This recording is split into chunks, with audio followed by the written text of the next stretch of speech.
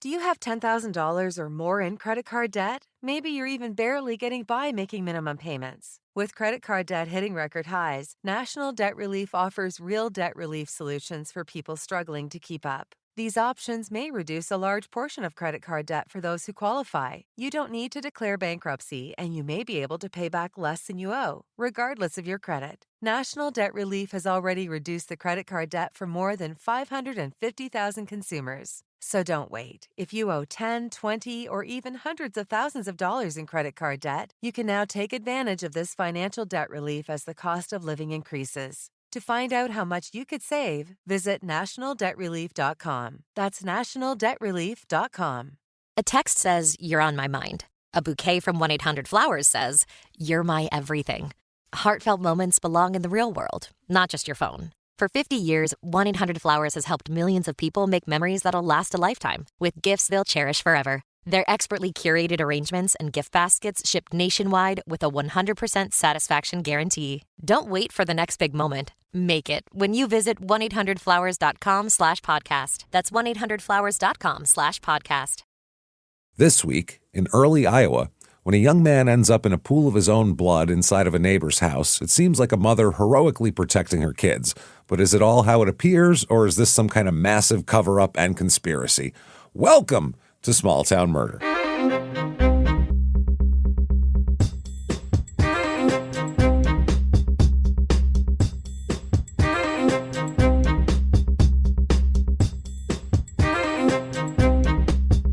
Hello, everybody, and welcome back to Small Town Murder.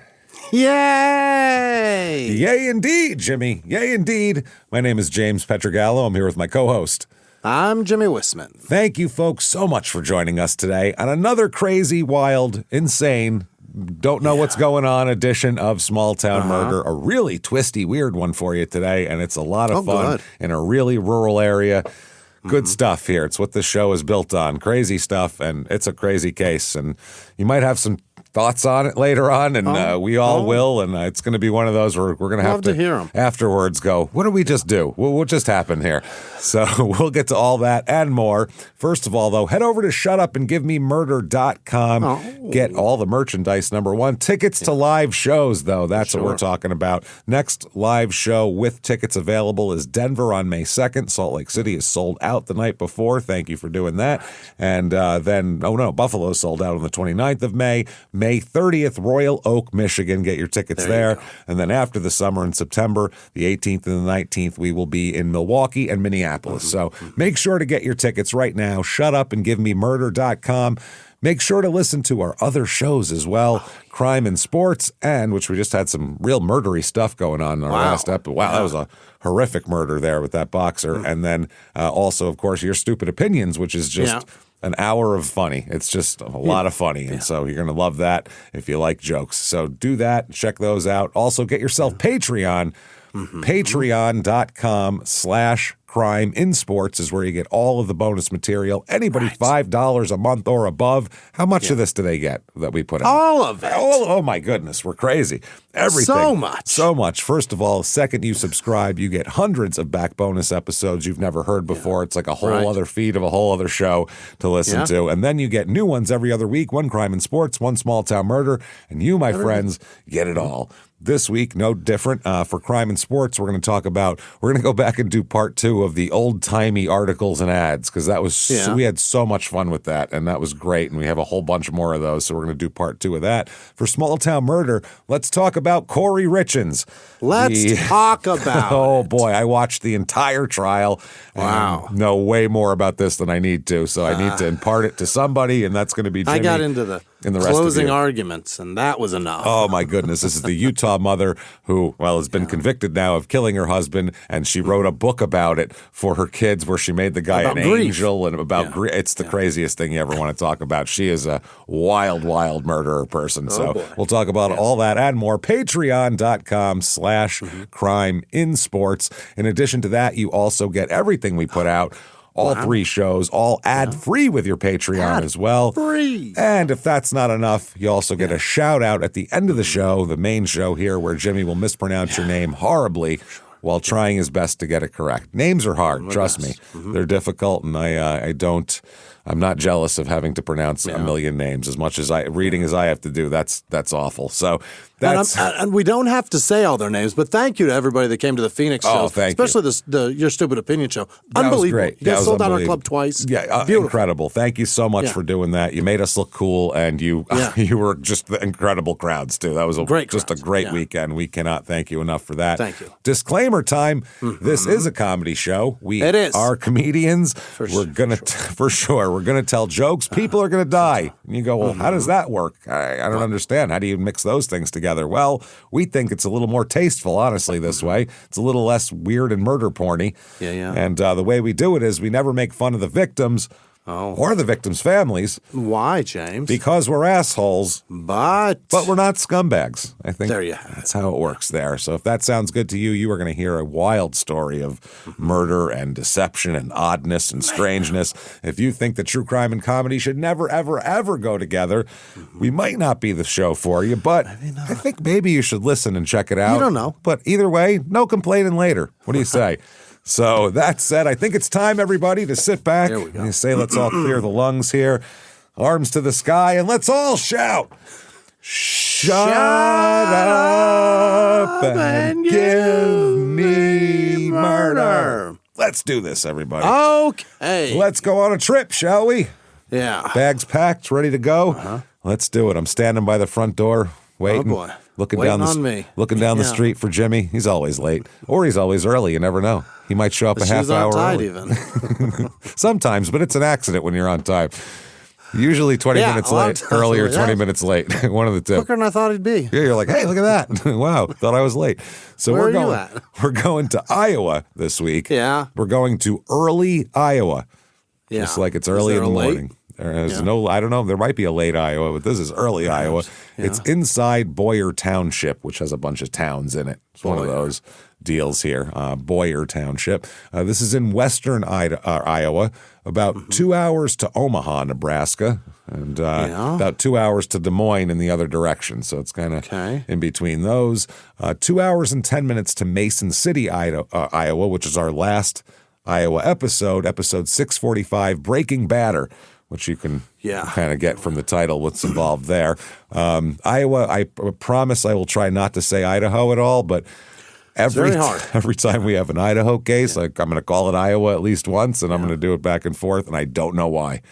I can't figure it out, but my brain, it's English. My brain wants it to be those things to be the same word for some reason. This is in Sac County, SAC, like your sack. Like a sack in your body, sack. Weird. But not the nut sack. Not your nut sack. It's some kind of sack. Yeah, Nutsack County.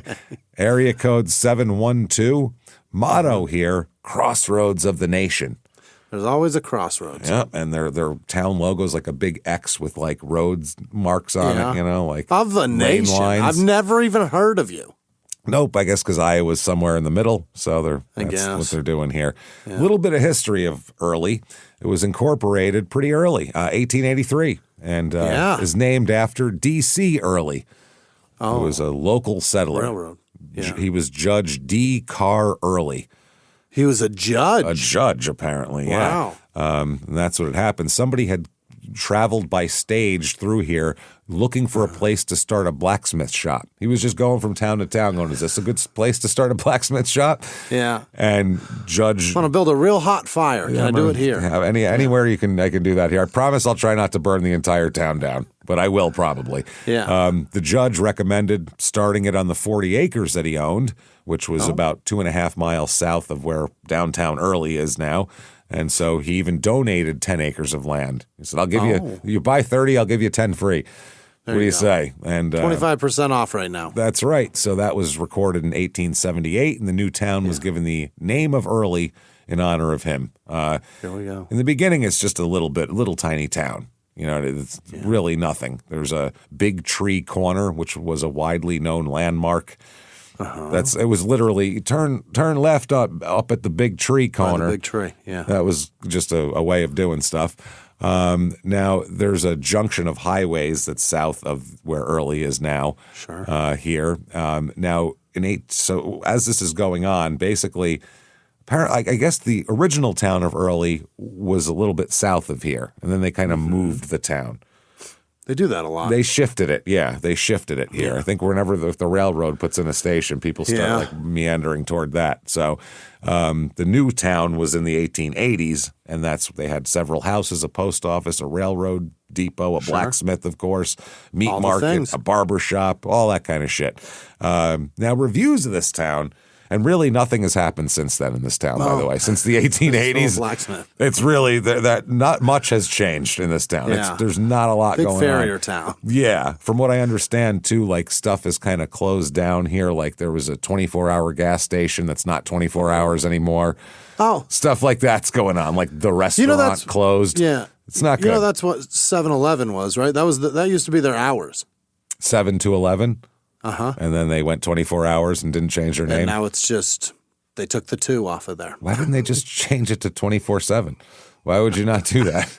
That seems so obvious back then to just change it I to don't that. know, man. But it used so to weird. literally be 7-2, the number 2, 11. Yeah. And the 2 was real small, meaning we were open from 7 to 11.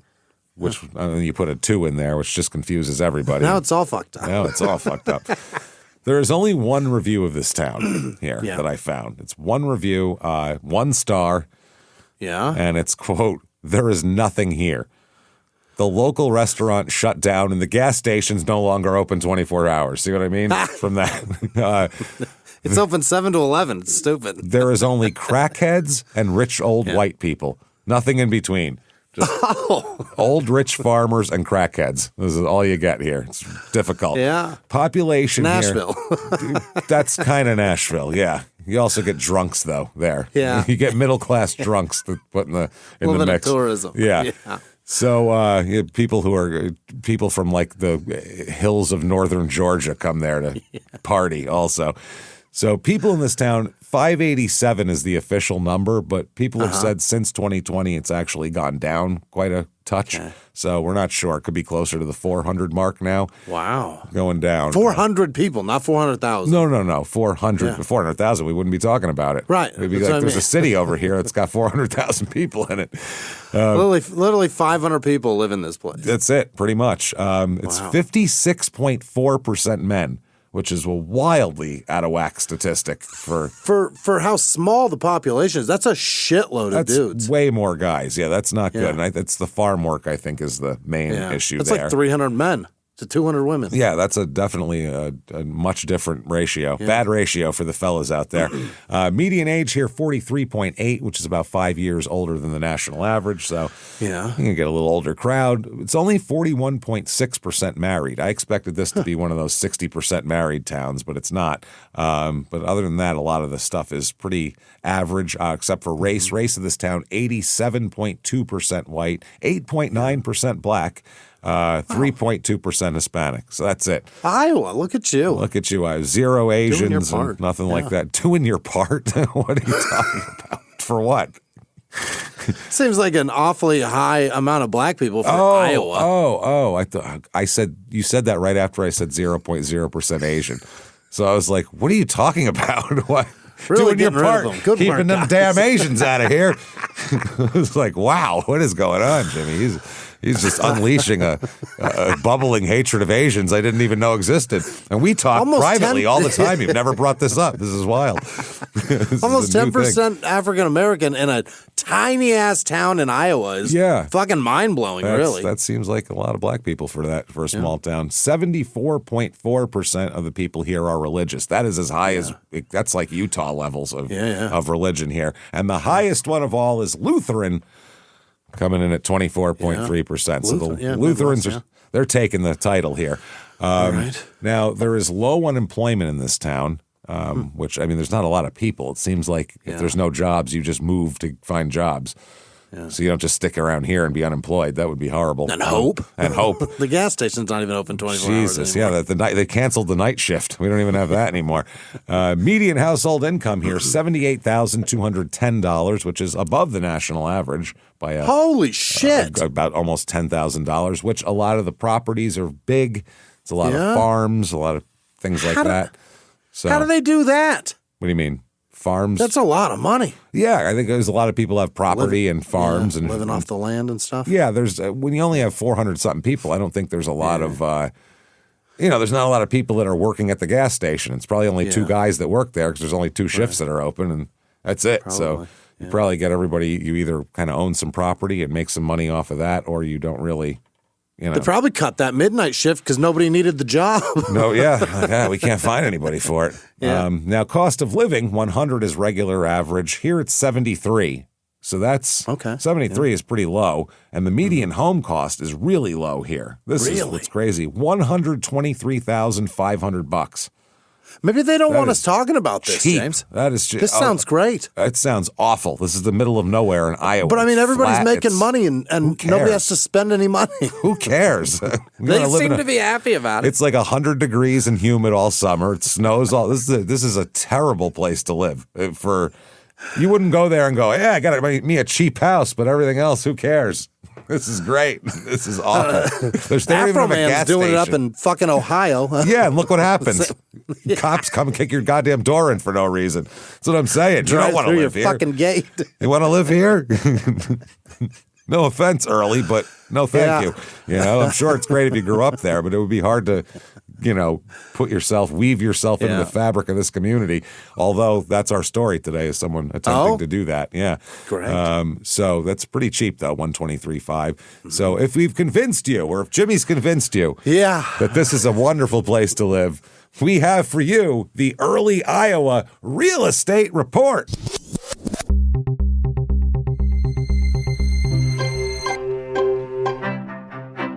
All right, house number one in Jimmy's Utopia here is in. This is actually in nearby Sac City. It's the next little town over. Yeah. There's only one house open in the for sale in the town proper of Early. So in Sac City, though, you can get yourself a one-bedroom or a studio with one bathroom. It's a house, though. Yeah. Who the hell builds a house with one room? What a weird thing to do. And it's not that is bizarre. It's not like a new tiny house. It's an old house. It makes no sense. It's 1,110 square feet. No land to speak of. You're kind of on top of your neighbor here. It seems kind of depressing. $112,000 though for that. I mean, you're in Sac City, man. You're in Sac City. Oh, it's time. And then here is the one right on Main Street in downtown Early. Yeah. You can watch the gas station close at 10 o'clock every night from here. This is a 3-bedroom. Locking it up. Yeah, 3-bedroom, 2-bath, 1,488 square foot house. It's a nice little cute house, 2-story, on 0.29 acres. So not huge, but you're not right on top of your neighbor, which is nice. Quarter acre, kind of close to it, though, right? Because it's downtown Early. So I mean, there's a few little houses like that. $162,500 for that. It's nice on the inside, well done. And you're a homeowner. A homeowner. That's not bad. I mean, 1,500 square feet, 3 bedrooms, not a bad house. Next up, here's where you want to really stretch out and relax. This is the crowning jewel here. There's a lot of land for sale around here, but not a lot of houses. This is another one in Sac City. It is a 5-bedroom. Keep that in mind when I tell you the square footage. 5-bedroom, 3-bath, 1,668 square feet. 5 bedrooms. I don't know. How do you do that? I don't know how you squeeze 5 bedrooms. There's no living room, no kitchen. That's just it. all bedrooms. You're on 0.39 acres, but behind you is like a big farm field, and it just looks like flatness as far as the eye can see. That's your view, flat. $475,000 for that. They better justify that. What is that? Where that's coming from? Was gold found on this property in the past? I think Jed Clampett used to live here, and I think there's a good deal of oil under this property is the only possible explanation. If you are a Civil War battle? If you are shooting at some food, you may come up with something here. You may find some crude. Other than that, I don't know anything about it. So that's a lot. That is expensive. Now, things to do here. There's a couple of things to do. Number one, everybody should really do this. 11 minutes away, a short 11-minute drive from here, is the world's largest popcorn ball. Well, how? Yeah. That's about the reaction I had, too. It's not even that big. That's the thing. It's shockingly small. It's not like a basketball, like a medicine ball? No, it's about the size of a truck, I would say. Like, It's about 10 feet high? It's about the size of like a GMC Yukon, if we'll say. Okay. Which the world's largest, I expect it to be like, it's 3 stories high and it's, you know what I mean? Didn't you think of it like that? It better be indoors too, because that's going to be a little smaller every year. Every time it rains.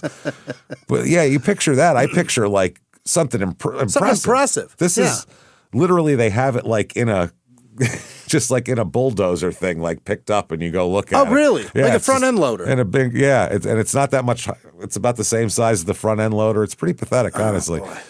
You wouldn't travel for this, put it that way. No. It's pretty sad. And it's like, it feels like that Little Rascals sketch of a 4-foot man eating chicken. And it's just a 4-foot child eating a chicken leg. Eating a chicken leg. Yeah. It's the same thing. You stop and you're like, oh, that's it? What the fuck? I mean, technically, it probably is the world's largest popcorn ball because no one thought that was important enough to make a giant popcorn ball except for whoever did this. Yeah, because nobody else has tried. But when I saw it, I was so unimpressed. Oh, we could set the record easy. It's so unimpressive. So unimpressive. But what do you stick it together with? Is it just like a melted sugar? Who knows? Honey? I don't know. Popcorn glue, Jimmy. You know that stuff. I used to get popcorn balls Probably when I was glue. a kid. The fucking ones that looked like a jack-o'-lantern at Halloween. Yeah. I don't know what the fuck they're glued together with. That's probably something edible, I would assume. But I hope. if you're making it just to look at, you could use fucking Elmer's glue at that point. It wouldn't matter. I guess so. No one's going to eat this goddamn thing. So there's also Early Crossroads Day. Yeah. Okay, that's an annual July event. It's the most important community celebration of the year, according to the town website here. Important. That's the word that struck me, too. Featuring numerous activities for people of all ages, including a parade, school reunions. They just have it at this every year. They don't bother gathering at a hall or anything. They just say, I'll see you at the next parade. We'll see you at the festival. Yep. Yeah. Softball tournaments, a craft show, food and live music. And we'll find out what that live music is because it's not even ludicrous. It's no, there's no way. It's 400 people. There's nobody here. So it says, though, the events of Crossroads Day are important for current and past residents alike. Okay. It's a big day. So we start out on Friday, July 18th with the Play Bags tournament. I assume that's cornhole, but they don't want to say it. It fucking better be. The kids make too many jokes, so they just call it bags now. We got Sac City right down the road. Right there. Well, I'm going to go play. I'm representing Sac City in the Bags tournament. Now there's bingo for 3 hours. That's how exciting this is. Bingo is one of the main events. Bingo and bags. Bingo and bags. There's a kids parade, which just looks like what is that, like a pedophile buffet? That sounds awful. Just walk them by and pick them out as they go by. Ugh, creepy. Then there's Noise Kitchen, which I think is a band. It should be, I think but it's a 3-hour thing. That's a long set. Good Christ. Jesus. Then there's a car show. There is a big parade registration. Yeah. Okay. The big parade? I guess. Then there's the big parade, and it's in all caps, and it says featuring Abu Bekr Rat Patrol. What is that? Are those people that kill rats, or is that a band? I don't know. Then there's a Lucky Wife wine slushies will be available at 10 a.m. For the Lucky Wife. The Lucky Wife who gets drunk before noon on a Saturday. The Frozen wine. Yep. The noon meal, which is free with a donation. Lunch. Lunch. Well, they call it different because then they call it the evening meal later on. That's some Iowa shit. What? That's some Iowa shit. Yeah. This is one of those places I think where supper is at noon. You know what I mean? Okay, supper is lunch and then they have the evening meal. It might be like that. There's kids water fights.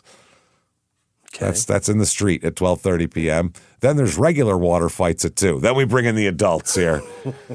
Push those kids aside to fight with each other. We bring up the big guns that warming up their pitching arm. Come on now. Evening meal from 5 to 7. At 5 p.m., cow pie bingo will be taking place.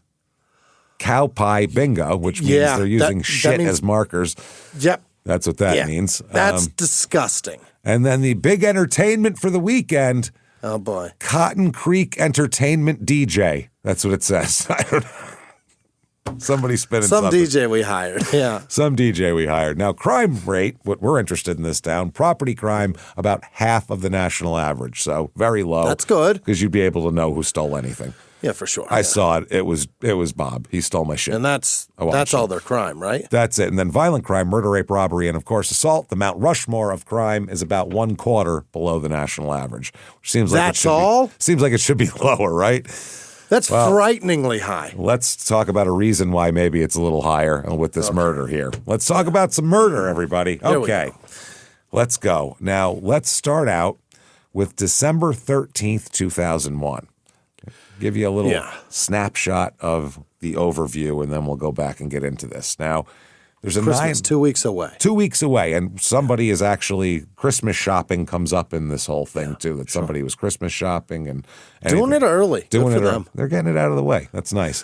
Plus, in early, you need to get out of town to Christmas shop, so you really got to plan it. You can't just go to the 2 store. 2 weeks before, in early, you're late. You can't even stop at the gas station for a last-minute item. Get you some 10W40 for your troubles. You can't even do that if it's late.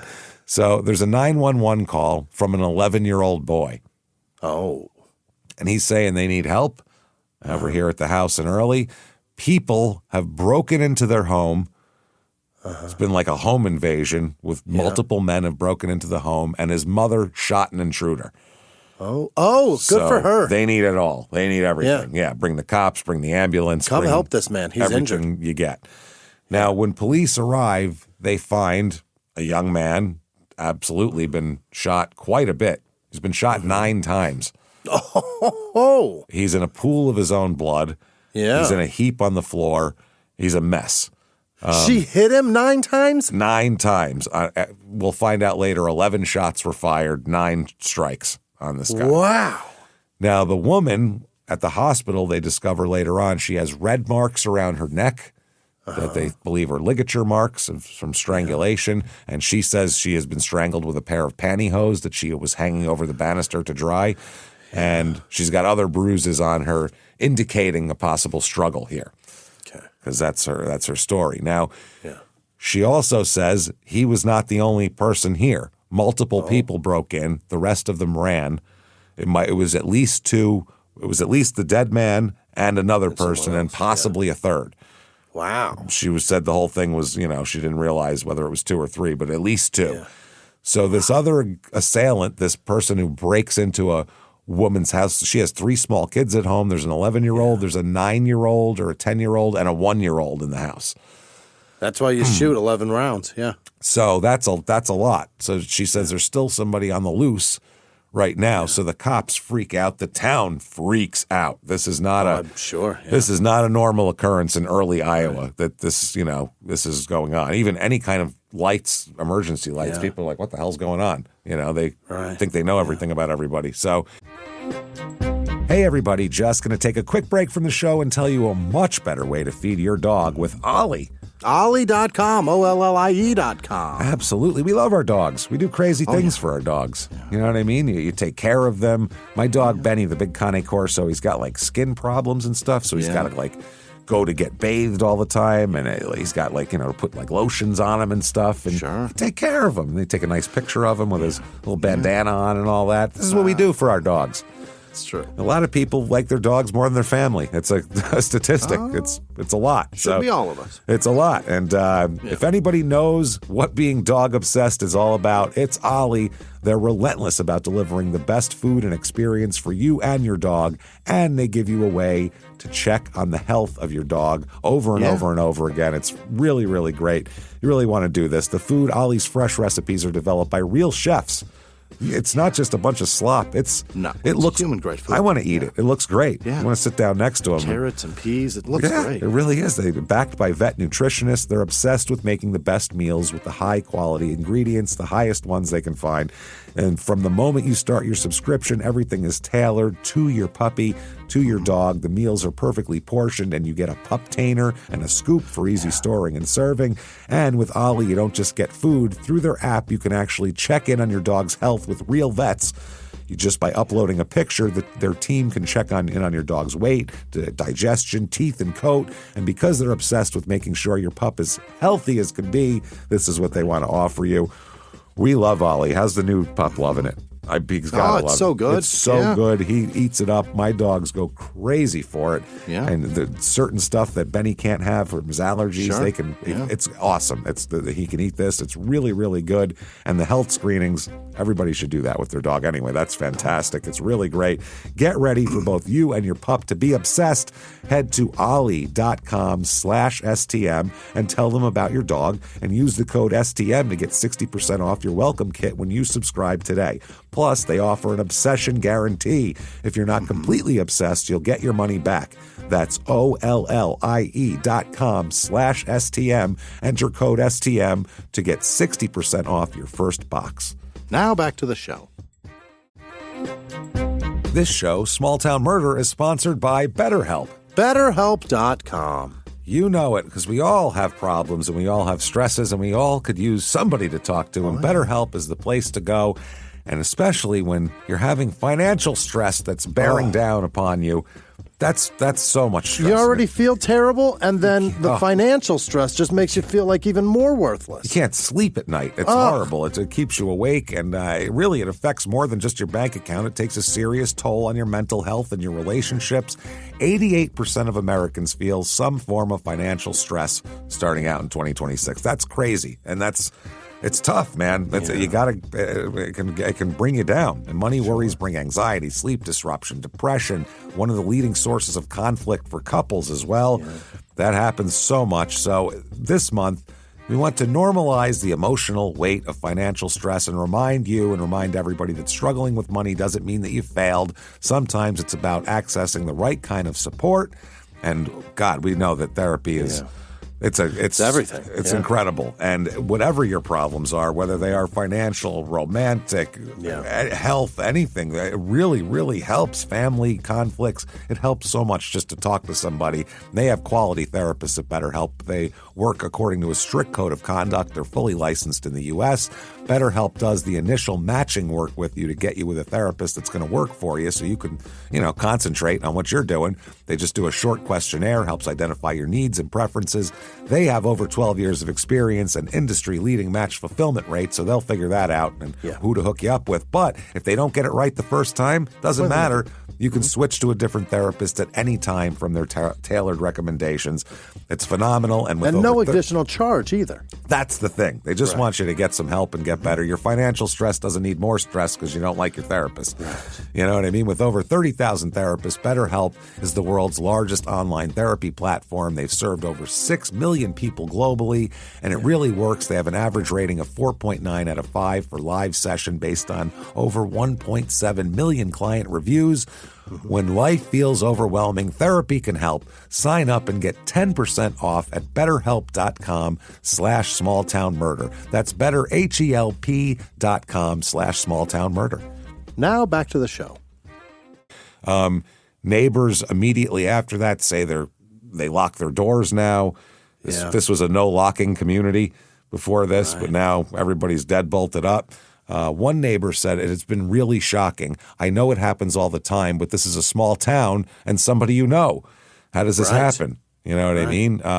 She said she and her husband were watching TV when they saw the flashing lights of emergency vehicles coming down their street. And she said, it's a pretty quiet town, so something like that really shakes people up. It is bizarre. Yeah. As you might imagine. Not a lot of 50 Cent origin stories happening in Not Iowa. a lot of that. No. A rapper from here is really going to get clowned on a lot. He's not going to get hit with 9 ears of corn. Yeah, that's it. That was his. How'd you know? That was the name of the one guy's debut album, 9 Ears of Corn. And people knew. People knew what he meant because he's hard. It's okay. So Kenley Schamaker and his wife Jane are both members of the local fire department's emergency medical units. It's a lot of volunteer. Right. There's not a lot of That's work. How they keep the community together. Right? Yeah, not a lot of work for people around here. You can't hire a full-time staff. You got to have, there's only 400 people. What are the odds of needing constant medical care in emergencies? Yeah. And the ability to keep somebody on staff, more than one fireman, because you can't just have one fireman. No, he's the guy. You got to have firemen. Yeah, exactly. So that's how you do volunteer stuff. Yeah. Now, they said, quote, there was a lot of blood and shell casings. I have no idea what she went through, the woman who had to do the shooting. She had to go through hell to be scared like that.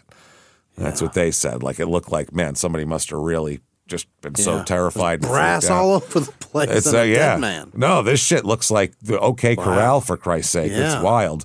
And when we find out later, too, 2 guns were used.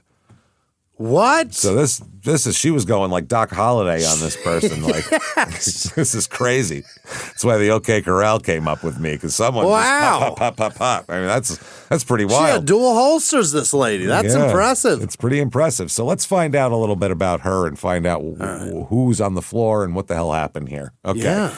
Tracy Ann Richter is her name. Now, at the time this happens, she's Tracy Ann Roberts. But Richter is her maiden name here. Now, she's from Chicago originally. Okay. She's born in 1966. She's not from the farm area. She's not from Iowa. She's not from this area. She's pretty new in town, actually. They've only been in town about 3 years-ish, 2 to 3 years, her and her family, her and her husband and 3 small children. Sure. Now, her dad is a Chicago homicide detective, by the way.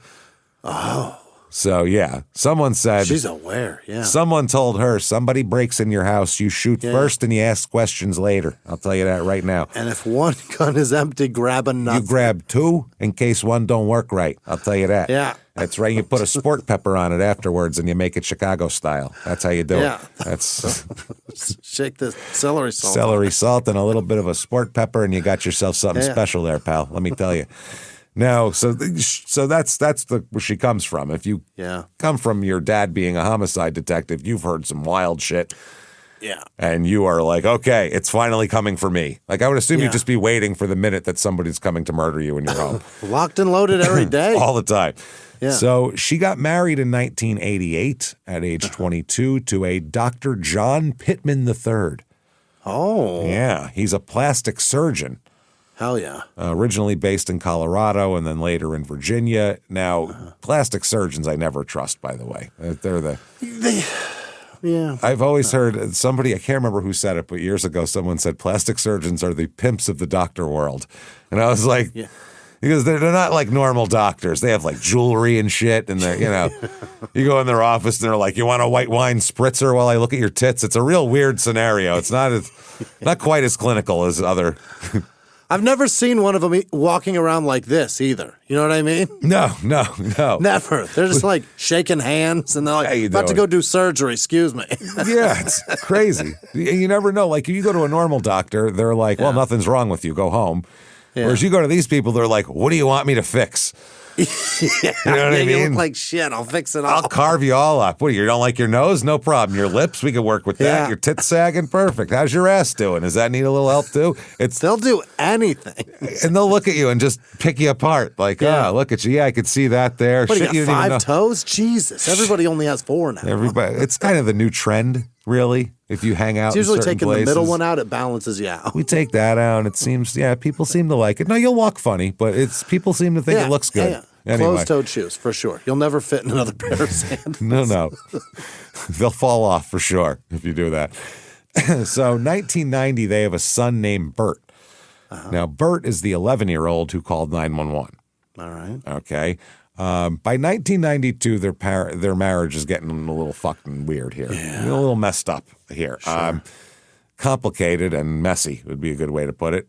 They separate after some strife, and then they get back together and separate again. Oh. They accuse each other of all sorts of shit. It's mutual accusations of abuse.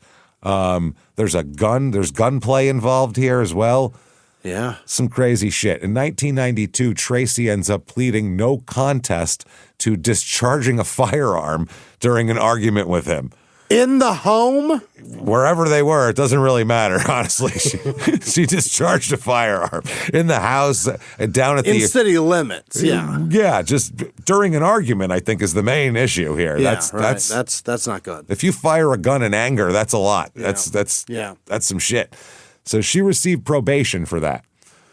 Okay, it was her first offense. So Tracy pulls guns, apparently. She's good for it. She's good for it. By 1996, they are the divorce is happening between them. And there's, like I said, competing stories of violence. During the divorce, she accuses him of sexually abusing their son, Bert, the one born in 1990. She said he was 3 years old when Dr. Pittman was abusing him. Now, the investigators look into the claim, fully investigate it, social services, everything else. They find no evidence of this whatsoever. And they find it awfully convenient that it only comes up during a custody fight. During a divorce. And not earlier, you know what I mean? And he countered that she was violent. I mean, she did let a shot off during an argument. There is evidence of that. Never mind letting a shot off. There was a gun out during an argument. During an argument. That's crazy. Yeah. Right. That's why you've been married and divorced. Sure. Yeah. You've been in arguments with your spouse. A gun ever come out once? Never, right? That's I'm shocked, but no. No. At your house, yeah, that is shocking, but still, no.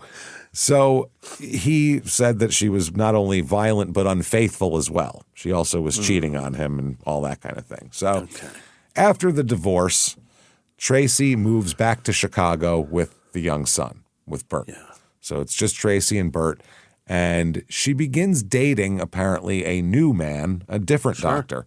Sure. Oh, she likes the docs. She likes the, well, they're stable people. You know, there's an income coming, and they're usually, people tell you too, go find a nice doctor. Go find especially back in the day, not now, but in the 60s where she was born, they'd say, find a nice doctor.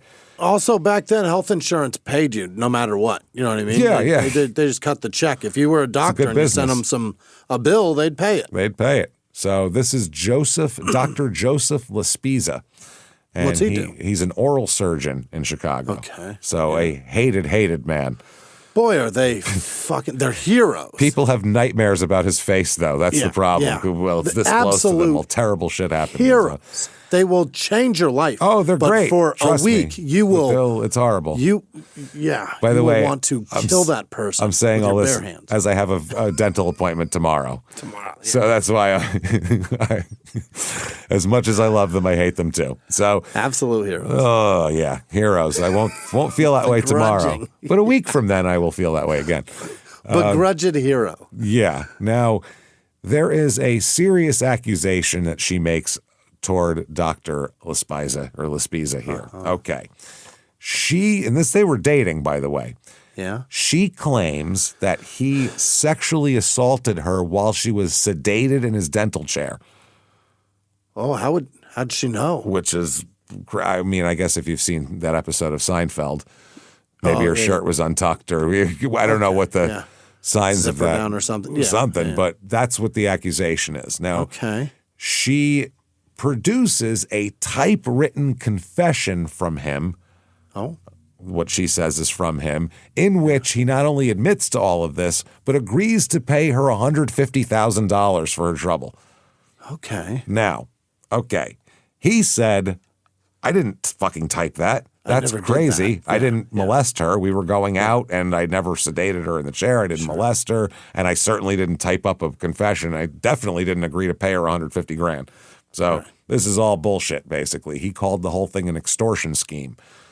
And he said, it sounds like. Yeah, he said she had him clocked from the minute they met, probably, to do this. Okay. He said none of this ever happened. She didn't report this to the police, by the way.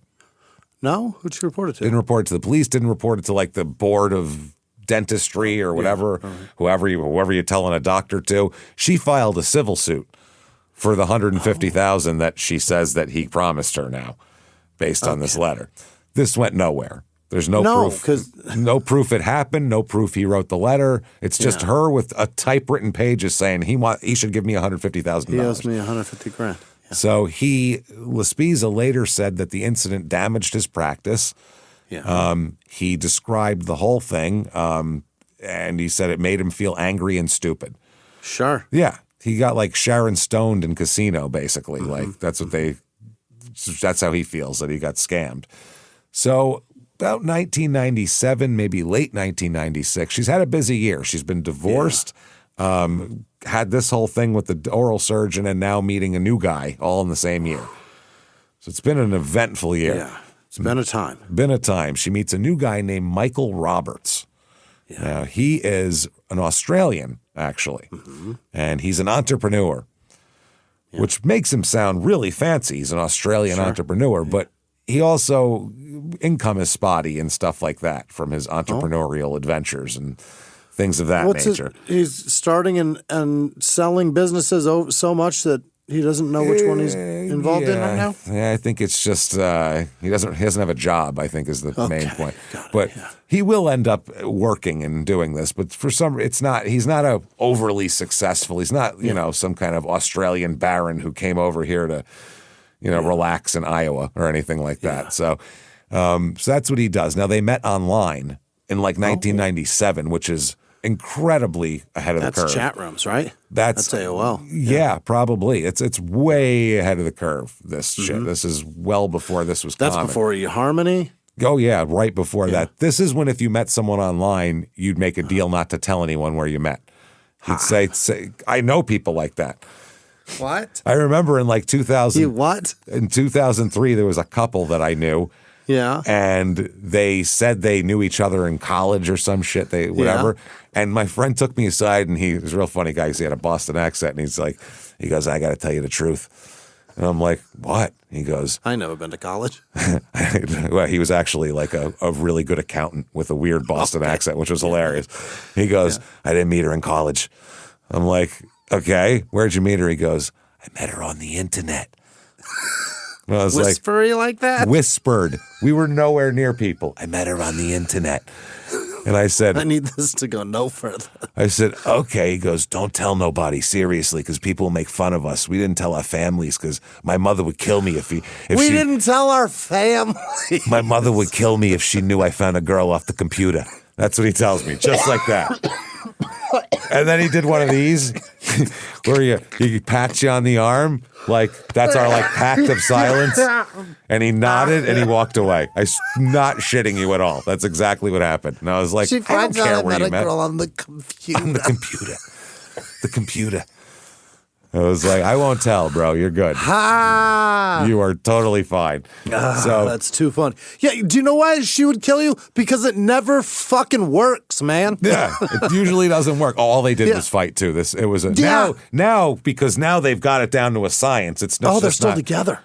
I don't think they're together now. Oh, no, they were fighting in like 2003. It was ugly. Yeah. So I can't imagine they're still together now. But now it's people that meet online. It's different because there's so many filters you have to go through first, so it's a little more matched up. Back then, it was just there was this chick in this chat room, and then she was talking and I was talking, and I was like, hey, she likes the band I like, and TV shows are the same, and then we got together. And now we're married. Don't tell my mother though. Don't tell her. Yeah, she don't know. So it's like I'm going to meet his mother too. I didn't know this guy that well. Yeah. I'm going to meet his mother. That means she's as embarrassed as he is, that if we're not telling anybody. Yeah. But this is like Tracy's adventurous because not only is this online, and she's like 32, 31 years old at this point. So not a lot of 31-year-olds were really kicking around on the internet in 97. This was for like 15-year-olds to be doing. Right. And not only that, but he's an Australian. This is all very exotic. Yeah. Very exotic, this whole thing. So they get married very fast. Really? Within a year of meeting, they're married. Wow. Yeah. They have kids quick, pumping them out. Entrepreneur. Australian entrepreneur. He makes kangaroo repellent, and not a large market for that in Iowa, unfortunately. But in his homeland, it went huge. Makes mallets to defend against drop bears. So I love that. 1998, they have a son named Noah. And then in 1999, 2000-ish, they have another child named Mason. So 3 kids total for her, 2 out of this marriage. 2 are half Australian. So we've got Bert, Noah, and what's the last one? Bert, Mason. Noah, Mason. All right. They moved to 4-letter names. Oh, Mason. All right. Yeah, Mason, but short. They all moved to Early. It's cheap, number one. Mm-hmm. You can get a big house for cheap, which I've heard of that. We heard tell of that a bit. That's my selling point. It's quiet. It's cheap. It's she thinks it's a nice place to raise kids. It's not like Chicago. It's not a big city and that sort of thing. So They were like, plus she's got a lot of history in Chicago with all these divorces and lawsuits and gunplay and things like that. So she's looking to start over. Start anew. New family, new times, new start. So they buy a house here from a woman named Mona Weedy. I think it's Weedy. Wehde. I think it's Weedy or Weed. Wow. But Mona. Now, Mona lives 2 houses over, and she's also a real estate agent. So she is the person showing the house to the Roberts family, Tracy, Michael, Bert, Noah, Mason. Okay. So Mona's family lives right there, and they're going to be close with the Roberts family because they're the first people they meet. She's the real estate agent who sold her the house, and she's like, if you need anything, I'm right there. Is this also her house or somebody else's house? No, it's somebody else's house. Okay. She's just showing it, but she lives 2 doors down. So cool. Now, Mona has a family as well. She's got a husband named Brett here, and they have a son named Dustin at this time. Sure. Dustin's born in 1981. So when they move in, he's 18-ish, just graduating from high school. Now Dustin grew up here his whole life, all that kind of thing. Or his father has lived there forever. He's a local guy. Yeah. They're sewn into the early fabric here. They're early as it gets. They're early as it gets. That's right. Real early. Now, Dustin, people say he's quiet, pretty timid, seems a little depressive sometimes. Okay. Yeah. Generally a non-confrontational, kind of a quiet kid. That's just the way he Iowa is. boy. Iowa boy. But he's not like he's not brash at all, which is understandable for an Iowa guy, but he's also not like, I'm a tough farm guy. He's not like that either. He's just kind of a timid young guy. No criminal record or anything like that. Not a real ambitious guy. He works at Dairy Queen. Okay. He's working at Dairy Queen and stuff like that. He likes to play golf and go snowmobiling with his dad. In high school, he was in special education classes. He worked at Dairy Queen, and he also worked on a plant, basically the construction of an ethanol plant. Let's turn that corn into something, essentially here. Now, Dustin. That was likely like the big job to get at the time, too. Oh, probably, Working out at the ethanol plant. If they're building the plant, it's probably decent pay. Now, Dustin becomes close with Michael, Tracy's Australian husband. Okay. Oh. They become close. Michael becomes like a mentor to Dustin. And for Dustin, if you grew up your whole life in a town with 400 people, somebody from another country across the world must seem pretty cool and exotic, and he's been around the world, and he seems like he's probably just worldly, you know what I mean? And you don't know shit. So, and Michael's real nice to him and takes him along like to church. He'll take Dustin along with them, and he's doing fine, but he was a little slower than the other kids. So it's probably pretty impressive that he does things too. And I don't know if what his level of that was, or if he's just like dyslexic, or we have no idea. You know what I mean? He could just be something simple like that. I'm not sure. If there was less people in the classroom, I probably would have been in those classes too. If the teachers could fucking see it, apart from my fucking grades. They just heard you read the shout outs, and they're like, "We're bringing him in." He said Pamela, and that's not right. They never had me read out loud. If they would have heard that shit, they'd been like, "Oh no, something's wrong." That's fucking funny. Yeah, that's if you don't know, I don't read the stories because I like the sound of my own voice. Yeah, that's not what it is at all. I can't. If I could say, Jimmy, read this, that would be wonderful for a while, but it would take. And it's no offense. For a good 5-10 minutes, it might be fun. It's no offense at all, too, because reading out loud is not. You have to be practiced at it, or else it's not easy. So you're not dumb. Yeah. It's just a matter of. It's a hard thing for some people to do, and so anyway, basically, Dustin gets to hear about the outside world from Michael, and Michael's trying to take him under his wing. They do. Paintball tournaments and stuff too. Yeah. Michael and Dustin are like paintball buddies. Oh. Dustin goes with the family and they enter paintball tournaments, and he's on Michael's team and all that kind of shit. And so, the family is they're pretty enmeshed, these two families. I mean, they're not eating at each other's houses every night or anything like that, but they're doing special outings together. That's pretty cool. They know each other well. And now there's also Mary Higgins. She is a local lady Mary Higgins sounds like she's from Iowa. Well, lives on a farm. author, Mary Higgins Clark, right? Yes. She doesn't have a Clark, though. No? No, she's looking for a guy named Clark she can marry. She thought it'd be... So everybody thinks she's real rich. Yeah, she could up her status a little bit My here. mom has every one of that bitch's books. Yeah, Every that's... fucking one of them. I was going to say, a lady like your mom's age, that's Yeah. right in the wheelhouse there. Agatha Christie and Mary Higgins Mary Clark. Higgins bro. My Clark shit. fucking bathroom looked like a Borders. It was Oh, just man. those, though. That's the female equivalent to having a shelf of Tom Clancy novels. It's very similar. Yeah. That couple's married, you know? Mary Higgins Clark lady and fucking Tom Clancy guy. Yeah. So she's a farmer here, Mary, and she becomes Tracy's close friend in early. There's her kind of her confidant. She drove Tracy's son home from school all the time, and her and Tracy would have coffee together, and this is her pal. This is her sit down lady pal here. Sure. Now there is still drama here, though. Everything isn't She can't settled. clean it out. Well, it's not all settled because Tracy is still in an ongoing custody battle with her first husband, Dr. Pittman, over son Bert. It's still going on. They've been divorced for years. They're still fighting He's about 11 custody. or some shit? Going on. He's 10 going on 11. So it's a lot. And there is a custody hearing approaching in early 2002. So now the whole shooting happened December 13th, 2001. There is an approaching custody hearing going on there.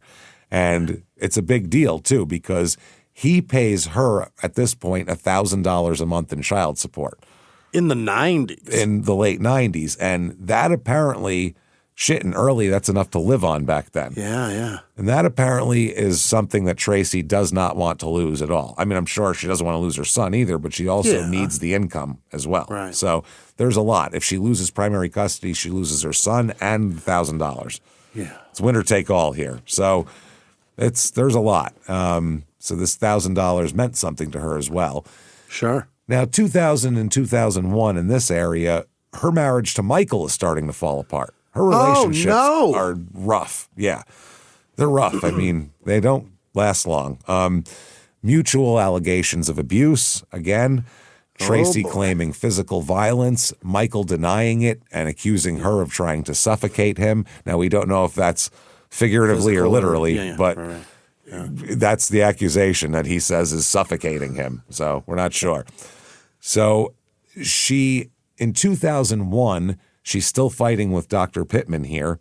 Yeah. She makes new allegations about abuse of Bert from Dr. Pittman. Oh.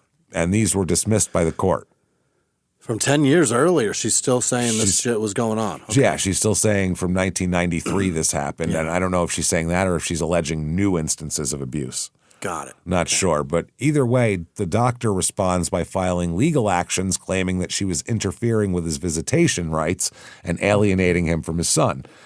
She's not allowed to do that. So Tracy is worried about all this. She's going to have to travel to Chicago to go to court now, and it's turned into a huge pain in the ass.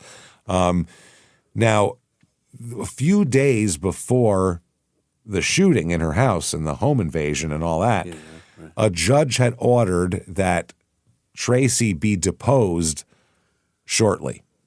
Under oath. In the next couple weeks, you're going to be deposed, which is a big deal in a case like this. Oh, yeah. That's a lot. So December 13th, 2001 comes around. This is where we started. This is the pool of blood. Yep. 2 guns blazing. I got 2 guns, one for each of you. You got all that shit. Just letting them have it. Letting them have it. Now, Michael's out of town. Oh. He, I believe, is in Minneapolis doing something for work. Okay. With a friend of theirs as well. They have a friend couple, the Friedmans, and the man in the couple works with Michael, and the woman hangs out with Tracy. Okay. So they have like a work couple friends here. Now, on this day, Tracy's home. She's got the children, Bert 11, Noah 3, Mason 2, all at home with her here. Okay. So they're all home. Everybody's home except for Michael. Now, in the days leading up to December 13th, apparently, I guess she had Dustin, the neighbor, Mona's kid. I guess Tracy had asked Mona, Dustin's mom, if Dustin would be available to be able to come to her home in the next day or two to do some work for a computer business that Tracy owned with her second husband. There was some filing and paperwork to do that she didn't have time to do because she has 3 small kids too. Yeah. And she's saying, I could use his help and I'll pay him and all that kind of thing if you need some extra money. Okay. So Mona said, quote, she said, we have a whole bunch of copies that we want Dustin to make.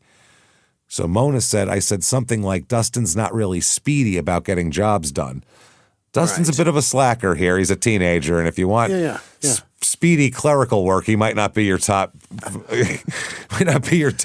prospect for that. That could be. Takes him a minute to find the dilly bar. So it's tough. So Mona said, quote, she goes, that's okay. Just send Dustin down in the next day or two, and it'll be on a trial basis. If he can do it, then he can stay on. If not, then no harm, no foul, moving basically. along. Sure. So apparently on the 13th, during the afternoon, Dustin stopped by, as requested by Tracy. Do the copying. Rang the doorbell here and was looking for work. She said, I heard you have work.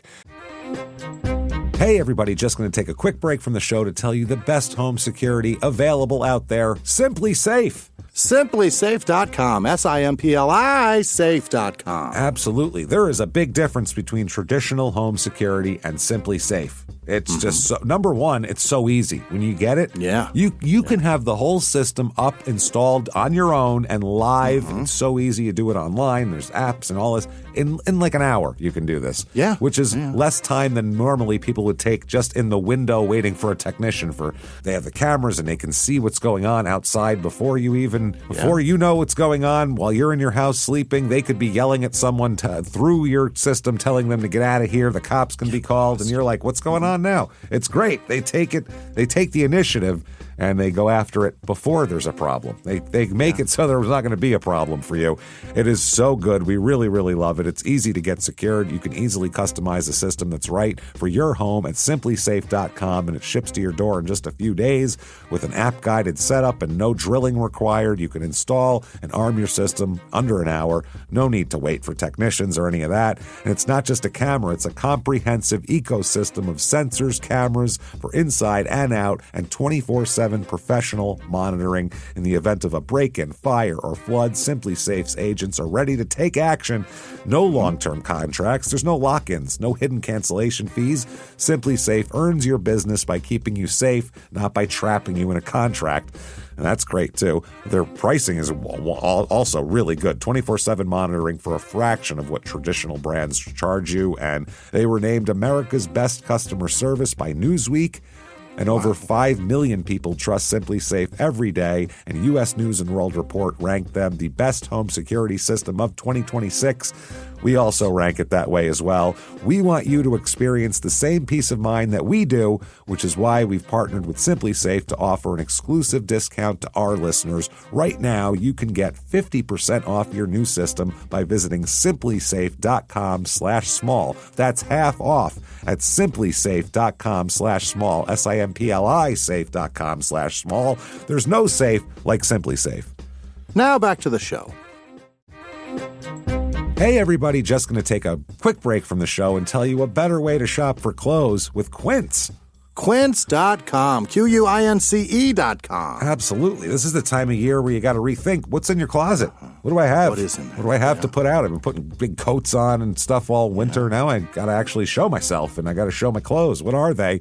And, I want to keep fewer things, but better things. I don't want a closet full of junk, basically. Pieces that are well made, pieces you can wear all the time. That's why we keep coming back to Quince. The fabrics feel elevated, the fits are thoughtful, and the pricing actually makes sense. Quince makes high-quality, everyday essentials using premium materials like 100% European linen and their insanely soft flow-knit activewear fabric, which is really good, by the way. It's soft. It feels great. Their men's linen pants, which Jimmy has. We love those linen pants. We know that. Yes, they're awesome. And their shirts are lightweight, breathable, and comfortable. Basically, the perfect layer for spring. The pants strike the right balance between laid back and refined, so you look put together without looking like you're trying too hard, you know? Yeah. Nobody wants that. And they're great for on the lake, on sitting fantastic. on a boat, sitting on a beach. Little breeze going They're great through. water pants. Yeah, great water pants. And they're flow-knit activewear, moisture-wicking, anti-odor, and soft enough that you'll actually want to wear it all day. And the best part is their prices. The prices are 50 to 60% less than similar brands. And you go, well, how do they make quality stuff that's that cheap? Well, very easy. They work directly with ethical factories and cut out the middlemen. So you're getting quality, but you're not paying some salesman's salary. It's great. It's exactly what you want with your clothes. So you're paying for quality, not brand markups and advertising and all that kind of thing. Everything is designed to last and make getting dressed easier. We shop everything at Quince. We get packages all the time from Quince whenever we're going on the road. I'm looking on Quince for new stuff for that trip, and Sarah buys her stuff on Quince. We love it. You don't need to shop anywhere else when you have Quince. It's fantastic. So refresh your wardrobe with Quince. Go to quince.com/smalltownmurder for free shipping and 365-day returns. Now available in Canada too. Go to QUINCE.com/smalltownmurder for free shipping and 365-day returns. Quince.com/smalltownmurder. Now back to the show. Hey everybody, Jess going to take a quick break from the show and tell you a much better, easier way to shop with Thrive Market. ThriveMarket.com. Absolutely. Thrive Market's a membership-based online grocery. It's just $5 a month. You get access to curated selection of organic and non-GMO brands, 90-plus dietary filters. The app is awesome for that. Weekly sales, free gifts, and the peace of mind that 1,000-plus ingredients are already restricted. One annual fee, priceless peace of mind. We love Thrive Market. I really enjoy it. I love keep eggs out of my diet with them. That's what I mean. For Sarah, the gluten. You can filter that right out, and anything with gluten in it is gone. It's awesome. And if you find some like ingredient that you don't want, you can find another like something like that without that ingredient. It's really excellent. It really is fantastic. We love it. I really do. Can't tell you enough about Thrive Market. I love their sea salt tortilla chips, by the way. Yeah? Absolutely outstanding. I keep those stocked all the time. I order multiple bags at once. It's a lot. I love Boy, those am I a things. big fan of sea salt chips. Oh, they're so good. They're so good, those sea salt chips. They really are here. It's excellent. Plus, Thrive Market restricts, like we said, 1,000-plus ingredients. No stressing over any of this labels or Googling every additive. Who has time to do that? Every product is curated, organic and non-GMO brands vetted before they ever hit the site. It's the in-app barcode scanner finds healthier swaps for almost anything in your pantry right now. They're awesome. And, you pay $5 a month, so you don't have to Google all this stuff and worry about it. And I don't have time to do that. Such a hassle. It's too much of a hassle. And the member pricing up to 30%. You end up with like 30% off every week anyway on sales and free gifts and price matching, free delivery. It'll pay for itself, really. It really does. It's excellent. No per-order delivery fees, no service charges or figuring out what your tip's going to be. None of that stuff. One annual cost, and that's it. All the filters mean you're going to get anything you want out of there. You want high protein, you want low sugar, GLP-1 friendly, gluten-free, keto, more, whatever you want.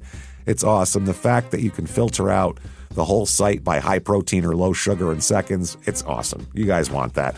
Ready to do your own spring reset? Join Thrive Market with our link, thrivemarket.com/smalltownmurder for $20 off your first 3 orders, plus you'll get a free $60 gift. Now back to the show. Tracy told him to come back the next day when her husband would be home from the business trip to Minneapolis. That's what Tracy says. He's the one that needs the, So she said, I need him to talk to you too and all that kind of shit. Or she was just busy with the kids, didn't feel like dealing with it right then. We don't know. Too, sure. Now, she had a friend that was supposed to stay with her the night of the 13th. You didn't hear about her being in the house, right? No. That's because Tracy sent her away. Oh. This is Marie Friedman. She is the Michael's work friend's wife. Yeah. She's friends with them for that. Now, she says that she showed up at the home here on December 13th planning to spend the night because their husbands were traveling on business. Oh, she's going to stay over. Little gal's night. Yeah, I guess she doesn't like being in the house alone. Yeah. And if you live in a rural area, too, it can be creepy to be in a house alone like that. You can feel like at any moment you choose the horror movie character that can come murder you without anyone knowing the difference. So, I mean, that makes sense. We don't know. Yeah. So this woman here, what is her name? Marie Friedman. Yeah. She told Tracy that she said Tracy told her when she got there that the Dustin kid was here from a couple doors gotcha. down. Yeah. He had been over and he was asking about work, but Tracy had told Marie that she was glad that Dustin left because he creeped her out. So her story now is she sent him away because he was creeping her out. Didn't want her in the house without the husband. So she also told Marie that we're not going to do the sleepover tonight, even though Marie came over to the house with like a duffel bag ready to sleep over. She had a sleeping bag. Yeah. She told her to go home, which is super. And Marie was like, what? Like, why? Why'd you tell me to come here and now I got to leave? I brought a tent. Yeah. Why am I not allowed to stay here also? Yeah. Like, what the fuck? I brought I brought some Hot Pockets with me. It's fine. Yeah. I won't eat. It's good. And a nice bottle of wine. I got to look at it. She pulls it out of her bag. She left. I guess they had tea together and they chatted about all this. And then Marie just took her shit and left. She's like, anyway, so you'll go home now. And she was like, I guess I'll go home now. She took off. Now, later on here, Tracy says this is what happened and this is the goings on. She was getting the 1-year-old daughter ready for the bath. Okay. Yeah. And she said she laid towels over the banister along with some pantyhose. I don't know if the towels were to dry the baby and the pantyhose were, I don't know what it was. Pantyhose, it sounds like the pantyhose were probably hanging over the shower like women used to do. And she probably took those and the towels that were hanging and put them over the banister. Yeah. That makes sense. I'm just trying to put together why you would do that. So her son Bert was watching a movie with his brother, the 3-year-old, in Bert's room upstairs. Got it. That's what's going on. So Tracy says she hears their Rottweiler, Maxine. So they have a Rottweiler in the house, so that's pretty secure. Yeah. Barking outside. So she does what people do when we have dogs, and we hope they alert us to intruders. And then when they bark, what do? Shut the fuck up. God damn it. Shut up. Why are you barking? Fuck. Stop doing the thing that you're supposed to do and that dogs do, especially a Rottweiler. What do you expect? Yeah, They're a little territorial, and that's what they do. And I love Rottweilers. They're great dogs. So she told her to shut the fuck up, the dog. She screamed, shut up, Maxine. God damn it. Then she heard a noise downstairs. Oh. She was like, oh. And Maxine's like, yeah. I told you, bitch. Think of that shit. That's right. She thought it must have been her husband and Ray Friedman who had gone to Minneapolis with them. They're supposed to come drive back like overnight, but maybe they left in the morning. Maybe they got here a little early. You know, who knows? Either way, that is the setup here. Something is happening. Now, then we cut to the 911 call. So she hears something downstairs. A little while later, Bert calls 911. Police arrive and find, like we said, a dead young man on the floor. Yeah. It's Dustin. Oh, what? Dustin is dead on the floor, full of holes. 9 gunshot wounds from 2 different guns. Now they look at this, including 3 of the wounds are to the back of the head and neck. Whoa. And we'll later find out that they are fired from above while he was face down on the floor. What the hell is that about? That is rough, including 1 shot through the eye. Oh, wow. This is pretty graphic. Yeah. So this is a lot. They said later on they will find out, but the timing of the shots will become important. Sure. Now, Tracy's story is, because obviously she's standing there with guns and she said, I shot him. I mean, she's not hiding it or anything. Yeah. And she said that I was upstairs, I was bathing the baby when I heard noises downstairs. Yeah. She said she ran into Bert's room and handed him the baby. Can't leave a baby in a tub alone. Yeah. That's rough. Hang on to Mason. Yeah, hang on to Mason here. So she said after she handed Bert the baby, she was grabbed by the hair and pulled. And then she said that she was choked unconscious with a pair of her own pantyhose that were drying on the staircase banister. Oh. So somebody used that as a weapon. So they didn't bring their own ligature. They used the pantyhose that were hanging there. Okay. Now, she passed out from being choked. Yeah. Yeah. She regained consciousness, she said, and she was alone. Yeah. she heard noises, but there was nobody over her. Nobody was still choking her or anything like that. So she ran to the master bedroom, opened up a gun safe, which is either under or beside the bed, not sure which, but right by the bed. Yeah. And grabbed a .40 caliber Beretta and a .357 revolver. That is a wild. That's a lot of gun. That's a frightening human being holding both of those. That's a lot. And one semi-auto, one fucking revolver. So she said at that point she had two guns and she just, quote, blindly fired over her shoulder. Really? With three small children in the house, blindly shot. She heard noises and blindly shot over her shoulder after she pulled them out. Like she raced in there, got the gun safe open, heard somebody chasing her. As soon as she pulled it out, just turned behind her. And only missed twice. And no. That's the first couple shots. Yeah. Okay. She said she blindly shot over the shoulder and hit one of the intruders, who was Dustin. Yeah. She said once the gunshots went off, the second intruder fled. Yeah. You hear a .357 go off inside a house, you will fucking run. You will run. Yeah. That's more than a Rottweiler. Oh, man, that's a lot. Yeah. That'll make the Rottweiler go hide. That's a lot. So the second intruder fled. She said she got up and fired more rounds into Dustin as he laid on the floor, including after he had tried to get up. She said so that she knocked him down with the initial shots. She doesn't know how many she shot at him or hit him with. But he went down, but he was trying to get up, and he was telling her to stay down. She said she warned him to stop, and she shot him a couple more times. She said then she went and checked on the children. Now, Bert corroborated this story and said that he had a baseball bat, and that was part of this whole thing, he was scared too. We'll get more details as this comes out. But he said that he had a baseball bat and was trying to defend his siblings when this was going on. That's when his mom was passed out from being choked. The intruder went to him, and he had a baseball bat, and then she ended up running away. They followed her. She got her gun, and this is what happened. So police find that she fired 11 bullets, 9 of which struck Dustin. Wow. Now, they find no forced entry, but a lot of people don't lock their doors around here also. So a lot of, especially a back door or something, people aren't going to lock that. So, but they also find no ransacking as well. Okay. Now, maybe that's because they didn't have time to ransack because they ran into Tracy and this whole thing took place first. Maybe the thing was to get her out of the way and then ransack. We don't know. So they find no signs that the house had been broken into. They do find Dustin's car parked in the driveway.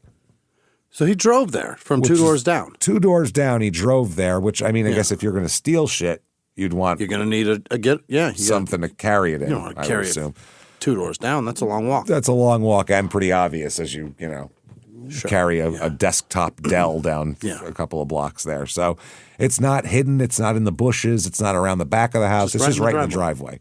Okay. And inside it, they find an old computer that was in the house. In their house. Yeah. In the Roberts house. So they find an old computer. Okay. And they find Dustin's car in the driveway. Yeah. So this is not the most brilliant attempt at a home invasion. Jacking? Yeah, this is interesting. Now, the computer was apparently the only item that was taken from the house and brought outside. Oh. They cannot find the second intruder, and it's not like they can ask Dustin who was with you. Yeah. So they don't know who the second intruder was. There's no fingerprints from a second person or anything like that. They don't know if he's wearing gloves. But they went in, took the computer, put it in the car, went back in the house, evidently. Apparently so. So that would make sense, I guess, maybe for the barking is what Tracy's saying, that she heard the barking. Maybe that was when they went outside with the computer. The dog was barking outside. Then they came back in and she heard noises. Okay. So, now they find out that Dustin, mowed the grass. He was like a local kid that mowed grass and did shit like that. Helps out, does odd jobs. Yeah, they said one of the local people said he's nice if you know him and quiet if you don't. That's all. A quiet kid or he's a nice kid, whatever. Yeah. They said it didn't seem like the type who would really be like aggressively committing crimes, like breaking into an occupied house is a very aggressive crime. Sure is. He said he's pretty timid. That doesn't sound like him, but you never know if he gets hooked up with some other kid and they get a couple of fucking wine coolers in him. You never know what can happen. Sometimes a follower will do some pretty dumb shit. Yeah, especially if it sounds like a good idea and this person is a strong personality. They also were wondering, was Dustin maybe trying to protect Tracy from the other man and been killed in a mix-up? They were wondering that. They said, well, what could this be? Well, they don't understand the whole thing here. So as the EMTs leave the scene, obviously, no, they can't do anything for Dustin here. They hear Tracy in the kitchen with her 3 kids and the deputies, and she's screaming. They said that, or she said that 2 other intruders, one or at least one, but probably 2 intruders had escaped. And so the deputies and everybody they could find, any state police, county police, they are canvassing. They're knocking on people's doors asking for shit. Like they're doing house to houses here. And the fear spreads and it gets. For sure. Yeah. There's 2 crazy people out here on the loose. Yeah. So they. The story is that, Bert had dialed 911 and Tracy is then taken away in an ambulance to be checked over, and Bert rode with her. The other children are taken to the hospital as well separately. Now, just to be looked at. Now, even though no one touched them, just to, make sure. Now, and plus they can't leave them in the house by themselves too, so they got to come. So at the hospital in Sac City, over in the big Sac City. It's where they've got all the best equipment. She looked in the bathroom mirror, she says, and noticed that her throat was swollen and red and that she couldn't swallow. And she can't swallow? Can't swallow. She said adrenaline must have made it so you couldn't do it here. She also claims to not have known who she shot still. Oh. So it's at 3 a.m. they tell her that you shot Dustin, your neighbor. Yeah, right. And he was like, she couldn't believe it. And they said, do you think maybe he was trying to help you since you know each other so well? And she said, it was Dustin who was pulling on me. That kid was not coming in my house to save me. He was the one that was the assailant. That's what she says. She said, I shot the guy who was pulling and choking me, so it's got to be Dustin, which is interesting. So then they find out, too, that from Mona, because they talked to Dustin's mom, Mona, and find out that Tracy had been asking Dustin to come over for the last couple of days to do some work. So now Mary Friedman, remember, or Marie, whatever her name is, the Friedman wife there, Mrs. Friedman, she was over there to sleep over and didn't have her sleep over. Now Ray was driving home with the husband, Michael here. Michael, and Ray recalled how he and Michael were driving home from Minneapolis when they heard about the shooting at Michael's home. He said he let Michael, drive his car home because he could navigate dirt roads faster.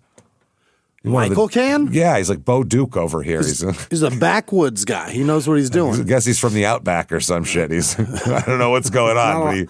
Not a lot of paved roads where he's from in Australia. I totally picture him, fishtailing on this shit. Big cloud of dust behind him. Let's go now. Yeah. Hang on, cunt. We're going. And we fucking driving off. How are you going back there? Driving off. Yeah. Who fucking, hey, that boss hog's a real cunt. Hey, all right then. He's... Boy, this car's powerful, huh?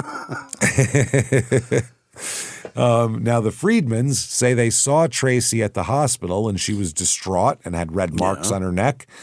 And Marie said, everything Tracy told me, it appeared to be that way to me. There was no question in my mind that she would not be telling the truth. That, she's being truthful. She got choked and shot some kid trying to break in her house. Now, they talked to Mona again, Dustin's mom. She says that she has to come clean on some shit now.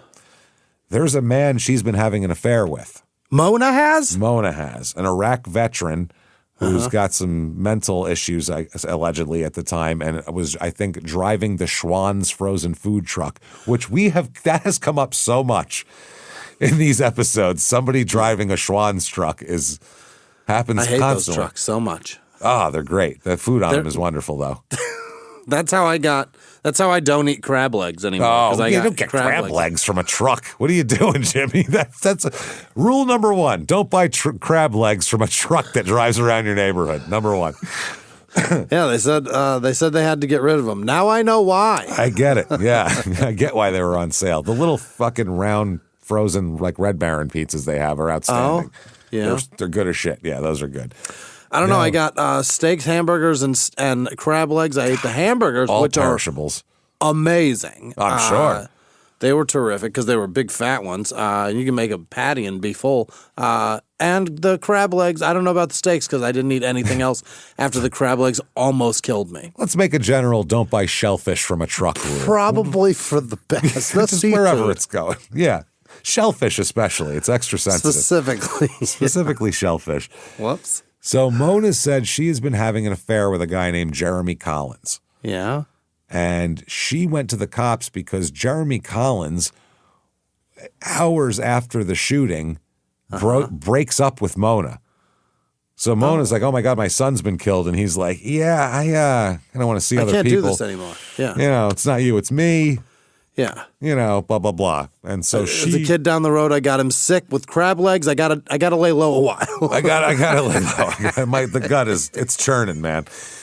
So she told investigators that, that it's possible because she waited like 2 weeks, but she ends up saying that maybe he was the second intruder.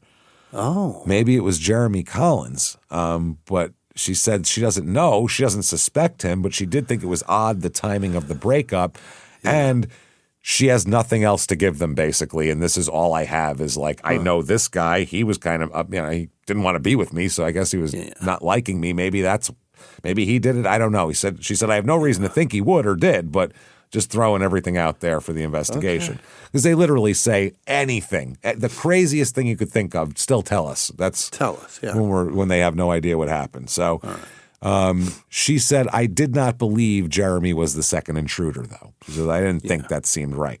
She also said that she found 2 strange Post-it notes in her son's room.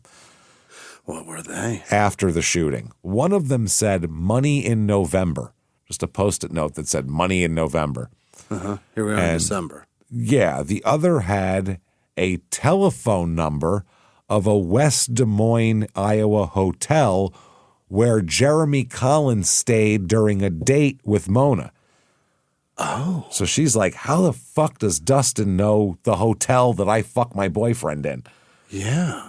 I have an affair on his dad. Like, how does he know this? So that's why she goes to the police with this information, because she said, I found this. It doesn't make any sense. None of it makes sense. I don't even know how they would know each other like that. Right. Like they know each other, but not intimately, or like they'd be hanging out. Maybe, right. Maybe he's planning to blackmail me or some shit. Yeah, so she doesn't know what's going on. That's why she goes to the police to go, here is some connection with Jeremy. Still don't think it's him, though. Now, Dustin's uncle, Bruce, this is, I believe, Brett's dad's brother. Yeah. Bruce and Brett. Got some manly names. You're going to be Bruce and you're going to be Brett. You two are going to be men. Brett? Is that his name? This is Bruce. Dad's name is Brett. Yeah. So Bruce said that Dustin was, quote, a super friend to Tracy and her family. Okay. He said they would go to church together. They'd been to paintball shooting competitions. He doesn't understand any of this. He says he wonders if his nephew was just tragically in the wrong place at the wrong time. Was this just a horrible mistake? Yeah. He said, I think he walked in on something going on in the house. I think Dustin was coming to the rescue, and in the darkness and confusion, he ended up getting shot for mistaken reasons. Oh. So they think maybe Dustin was outside hanging out. He saw some strange activity over there, went over to look at it. Scared the intruders off, and then because somebody else came, and then she ended up shooting him because she thought he was one of the intruders. Accident. That's this guy's theory, that possibly, because Dustin just doesn't seem like that kind of cat. Okay. Now, the next day, they find in Dustin's car not only the computer, but a pink notebook. Yeah. Okay. Now, this notebook, the police will not say they have this notebook or tell anyone of the existence of this notebook for 10 years. 10 years? Nobody knows. They said, this is a piece of information we are going to keep because only the person who might did this would want know it or need about it. this. Right. So this is one of those pieces of information. A lot of times in a homicide when they don't know what's going on or a killing or just any sort of murder investigation or death investigation, I should say, they hold back pieces of evidence so somebody doesn't come and have a confession knowing all the shit they got publicly. It has to be something. Yeah. This is something only the perpetrator might know. Something like that. So they don't know what significance this has, but they keep it. Now, it's 5 pages written in Dustin's handwriting. Oh. Okay. It was described later as sloppy. And one of the lines is, JP wants me to get/force his ex, TR. Yeah. Now, TR is Tracy Richter or Tracy Roberts, and JP is John Pittman, who is Dr. Pittman. Right. That's what they're saying. So they're saying JP wants me to get/force his ex, TR, make record of mysterious fellow who asked me to work for him, and then in parentheses, John Pittman. Okay. So the notebook identifies him as John Pittman, the JP. He also, the writing suggests that he's been hired by a mysterious fellow, John Pittman, and all of that thing. And then it also says, get/force his ex, TR, to kill her son, Bert, and then commit suicide. What? That's what it says. And then it also says, plan B, make it appear as though TR had committed the murder of her own son, then committed suicide. So either get her to do it or make it look like it. So Pittman then, if this letter is accurate and is from giving instructions, kill her and the baby so that I don't have to pay child support anymore. Yeah, kill her and the 11-year-old so I don't have to deal with either of them, basically. That's what this is purported. The next 7 years, scot-free. Yeah. Totally fine. Yep. So now they also have other details in here. The name of his divorce attorney, Pittman's divorce attorney, Stephen Comey of Chicago. So details that this kid shouldn't know or that aren't easily available. Details about Pittman's personal life also that nobody knows outside of very intimate details of things that nobody would know. So that's interesting.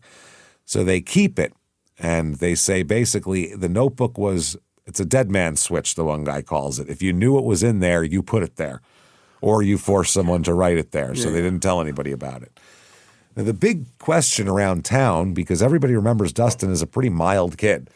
Yeah. So, is this in his character? Everybody doesn't get it. But, I mean, it happened, so it must be, but they don't get it. It's in somebody's character. Now, Mona acknowledges to the police, because the police are saying, again, you got to help us out here, that at one point, Dustin had been in a fight with his dad over ownership of his dog. I don't know what that could possibly entail, but at one point, Dustin pulled a BB gun on his father during this argument. Nice. Yeah. So that happened a couple of years ago. And another time he got in a fight with his little sister that ended up with her getting medical attention. Okay, so he's a bit of a loose cannon. So that's what that sounds like. The little sister fight, siblings fight. I mean, that happens. You know what I mean? Whatever. To medical involvement? She could have tripped and fell, and we don't know that he didn't take her and bash her head through a window. We have no idea what happened there. But whipping a weapon out on your dad's a little odd. It's a bit much. That's a bit much. I'm just saying, benefit of the doubt, I can give you a sibling fight. Yeah, you shouldn't ever hit your little sister and all that kind of shit, but it happens. People get in fights siblings-wise. So medical attention probably should have been offered a few times that I fought my family. That's what I mean. That just means maybe they're just responsible with their medical care. That's all. Maybe so, yeah. Yeah. Otherwise, that makes sense. So now Dustin's funeral comes around and his friends and family are all there and they're saying he loved music and movies and all that kind of thing. Hundreds of people come to this too, which is interesting because he's not being treated as like a pariah here. It's odd. Even Tracy later on has kind words for the family and shit like that. Like she seems sorry about the whole thing.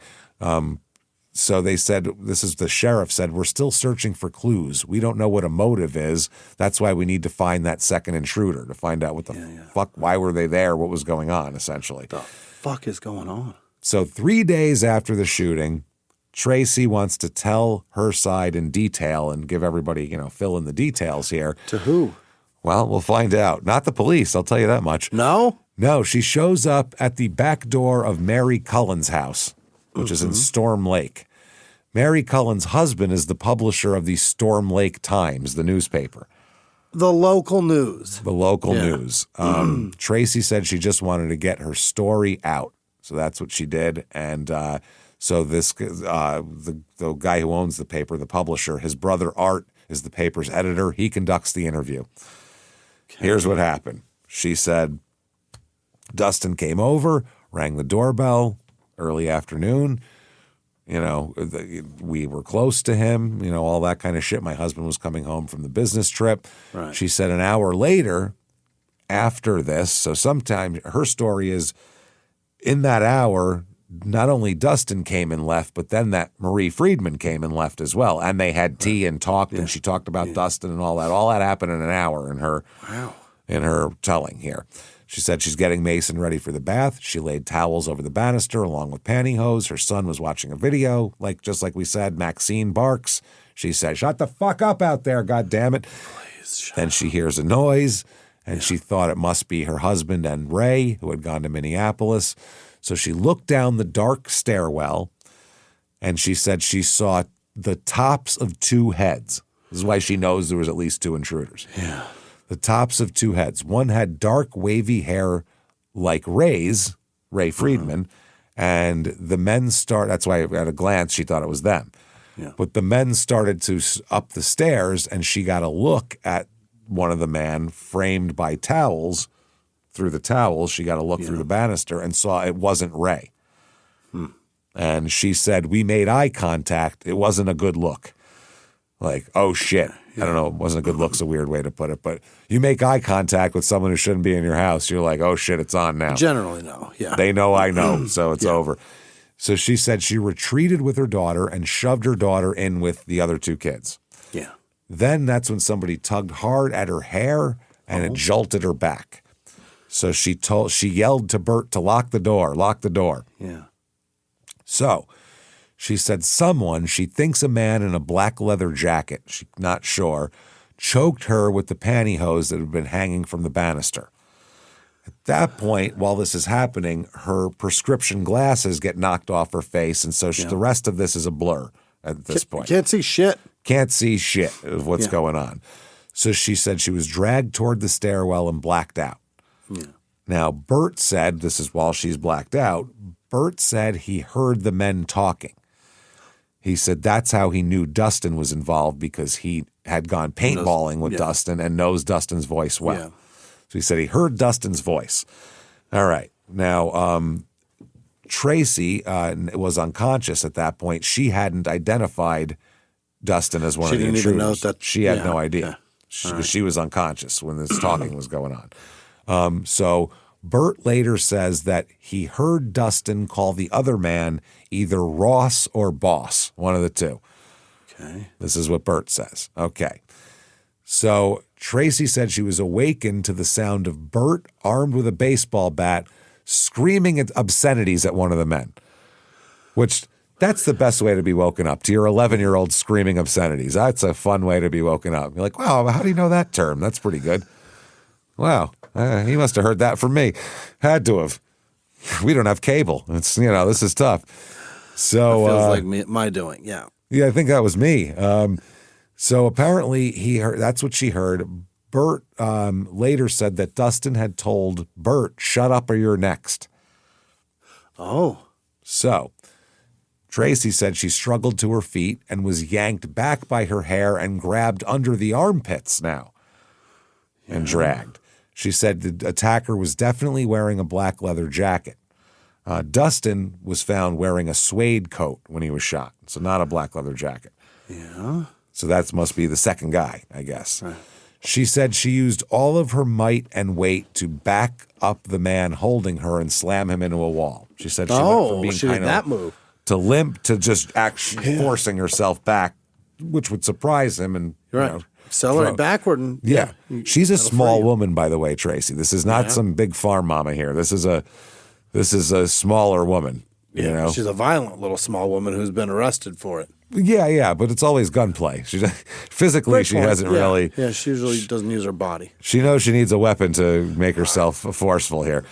But when you surprise somebody like that, you can do it. And also the adrenaline she must have had, that'll really take you back there. So she said that she slammed him into the wall. She said, I'm not a tiny, dainty thing. No, she's not a big lady. Anyway. A gangster. She's a gangster. So she said she threw him against the wall. He let go as she hit the wall. At that point, she ran as fast as she could the other direction. I guess he didn't reach out and try to grab her, which seems odd. But well, it stunned him, the drywall in his neck. Maybe, we don't know. Maybe it's stucco. Ow, that hurt. Right. Poked him a little bit. So she said she ran in the bedroom, dove between the bed and her dresser, and reached for the gun safe under the bed, fumbling with the combination. Yeah, that's not easy to do. No, she said as she dove there and is fumbling with the combination, that's when someone is on her back pulling her hair again, and she's trying to get the gun safe open as that goes. She said that's when she said it was Dustin who was pulling on me. She saw him. At that point. She doesn't know it then, but she'll know it later when she finds out he's the one she killed because she killed the guy who was pulling on her hair at that point. Understood. Yeah. So this is later on. She said it was Dustin who was pulling on me. That kid was not coming in my house to save me. Huh. That's when she said that. So anyway, she couldn't, I guess he couldn't get, because where she is between the dresser and the bed and all this, it was too tight of a fit for him to get his arms around her. Yeah. So he yanked her on her feet. She said she held on to the safe door as he pulled her and it sprang open. So I don't know if she had just gotten the combination right and it comes open just at that point, or if it's got some sort of faulty mechanism and just pops open if you pull it hard enough. I'm not sure. It doesn't seem like a good gun safe if you can just yank it open. Yeah, if you're being tugged backward and it just opens up, that's a problem. Yeah. So I think what she's saying is she got the combination just in time and yanked, and the timing of this is amazing. So usually if it's got a combination, it's got a hand pull. That so she probably grabbed that. So she probably got the code in, grabbed the hand pulling it open. Yeah. So she said she grabbed the 9mm semi-automatic Beretta and twisted back to fire. She did one of these, but nothing happened. Trigger wouldn't pull. Yeah. Safety was on. Oh, shit. Safety's on. So she said she gripped it with both hands. She was just grabbing around the gun, and she said something clicked, meaning the safety. She clicked on the safety eventually, even in this panic, while someone's pulling on. Fumbled around and accidentally got it, yeah. So she said she turned and squeezed the trigger. She said, I fired. I saw a noise. I saw the flash. It was a very loud noise. She said she closed her eyes and fired between her and the bed. Just closed and fired. Yeah. She said she heard breathing and she heard someone run out and down the stairs. And she heard her children scream. Yeah. So she said she climbed over something to get out, but she's not sure what because she couldn't see. Probably the bed or the body, yeah. Either one. She said, quote, I was scared to death. I needed to get to my kids.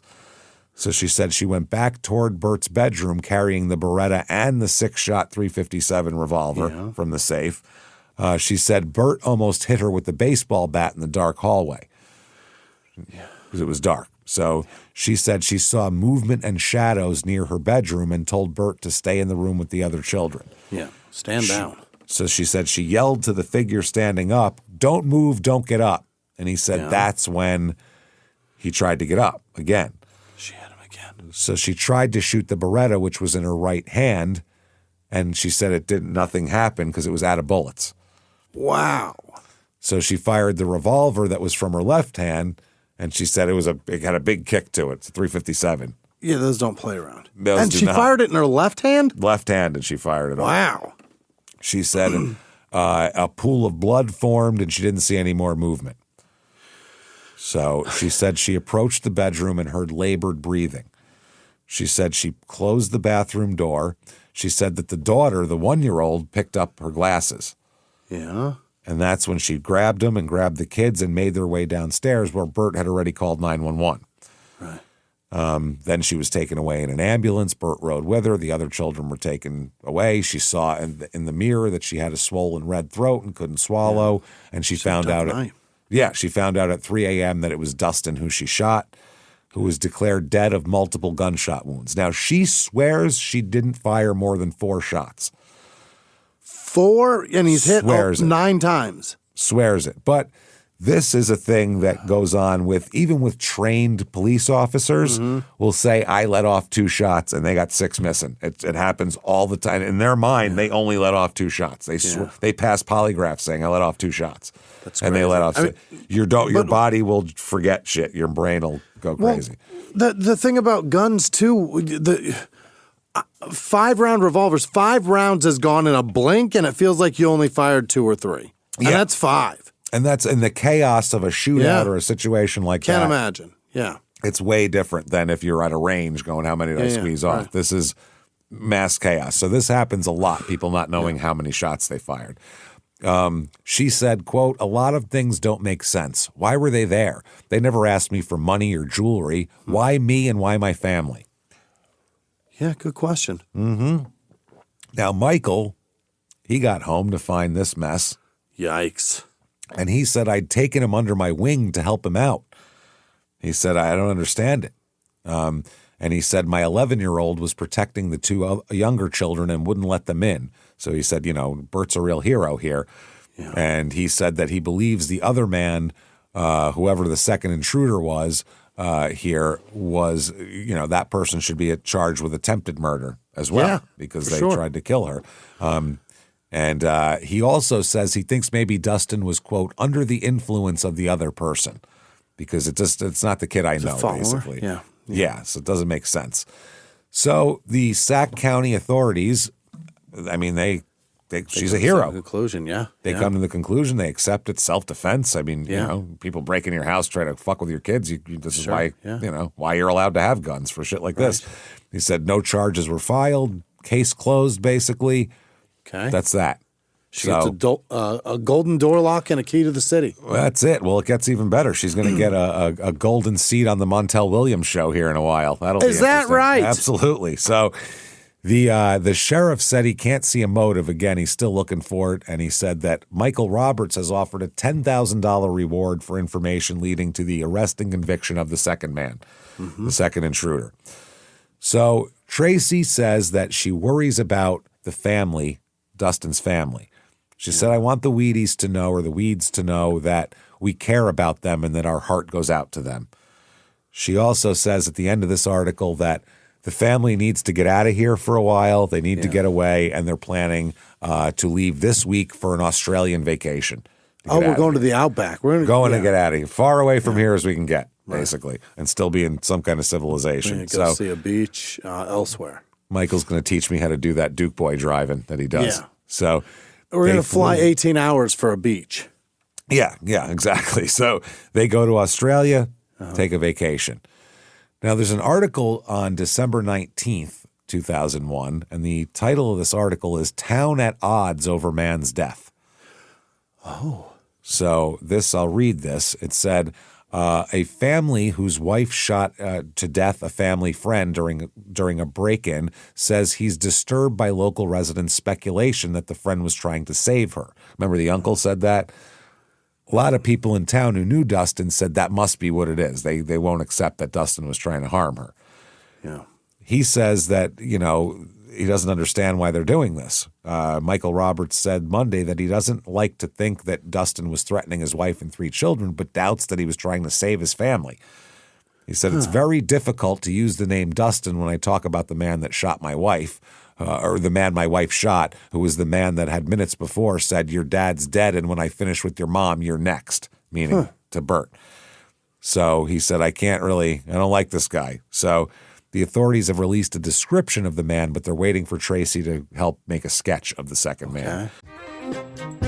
This show, Small Town Murder, is sponsored by BetterHelp. BetterHelp.com. You know it, because we all have problems and we all have stresses and we all could use somebody to talk to, and BetterHelp is the place to go. And especially when you're having financial stress that's bearing down upon you, That's so much stress. You already feel terrible, and then the financial stress just makes you feel like even more worthless. You can't sleep at night. It's horrible. It keeps you awake, and it affects more than just your bank account. It takes a serious toll on your mental health and your relationships. 88% of Americans feel some form of financial stress starting out in 2026. That's crazy, and it's tough, man. You gotta. It can bring you down. And money worries bring anxiety, sleep disruption, depression. One of the leading sources of conflict for couples as well. Yeah. That happens so much. So this month, we want to normalize the emotional weight of financial stress and remind you and remind everybody that struggling with money doesn't mean that you failed. Sometimes it's about accessing the right kind of support. And God, we know that therapy is. Yeah. It's everything. It's incredible. And whatever your problems are, whether they are financial, romantic, health, anything, it really, really helps. Family conflicts, it helps so much just to talk to somebody. They have quality therapists at BetterHelp. They work according to a strict code of conduct. They're fully licensed in the U.S. BetterHelp does the initial matching work with you to get you with a therapist that's going to work for you so you can, concentrate on what you're doing. They just do a short questionnaire, helps identify your needs and preferences. They have over 12 years of experience and industry-leading match fulfillment rate, so they'll figure that out and who to hook you up with. But if they don't get it right the first time, doesn't matter. You can switch to a different therapist at any time from their tailored recommendations. It's phenomenal. And no additional charge either. That's the thing. They just want you to get some help and get better. Your financial stress doesn't need more stress because you don't like your therapist. Right. You know what I mean? With over 30,000 therapists, BetterHelp is the world's largest online therapy platform. They've served over 6 million people globally, and it really works. They have an average rating of 4.9 out of 5 for live session based on over 1.7 million client reviews. When life feels overwhelming, therapy can help. Sign up and get 10% off at betterhelp.com/smalltownmurder. That's betterhelp.com/smalltownmurder. Now back to the show. She said, and the sheriff said, that's why we need to find the second intruder so we can find out why Dustin was in there. So they said that they don't know if the missing intruder was an acquaintance of Dustin or if Dustin was trying to help. But either way, he's dead. The reverend at Dustin's funeral, said there can be a moment of shock, disbelief, and even anger when one learns of the violent death of a loved one. Dustin enjoyed his short life. He graduated high school in 2000 and had been a member of the student council in high school. So that's not good still. That's okay. They said the guy here says this is the pastor. He said this is such a tender, delicate hour, probably for the Robertses too. It's a time to acknowledge a fractured community, a town once known for its safety that suddenly reels for answers. Mm-hmm. And now Michael was supposed to be a speaker at the funeral, but I don't think it happened. The family took him off the program when he was saying, "Hey, don't say that he's trying to help."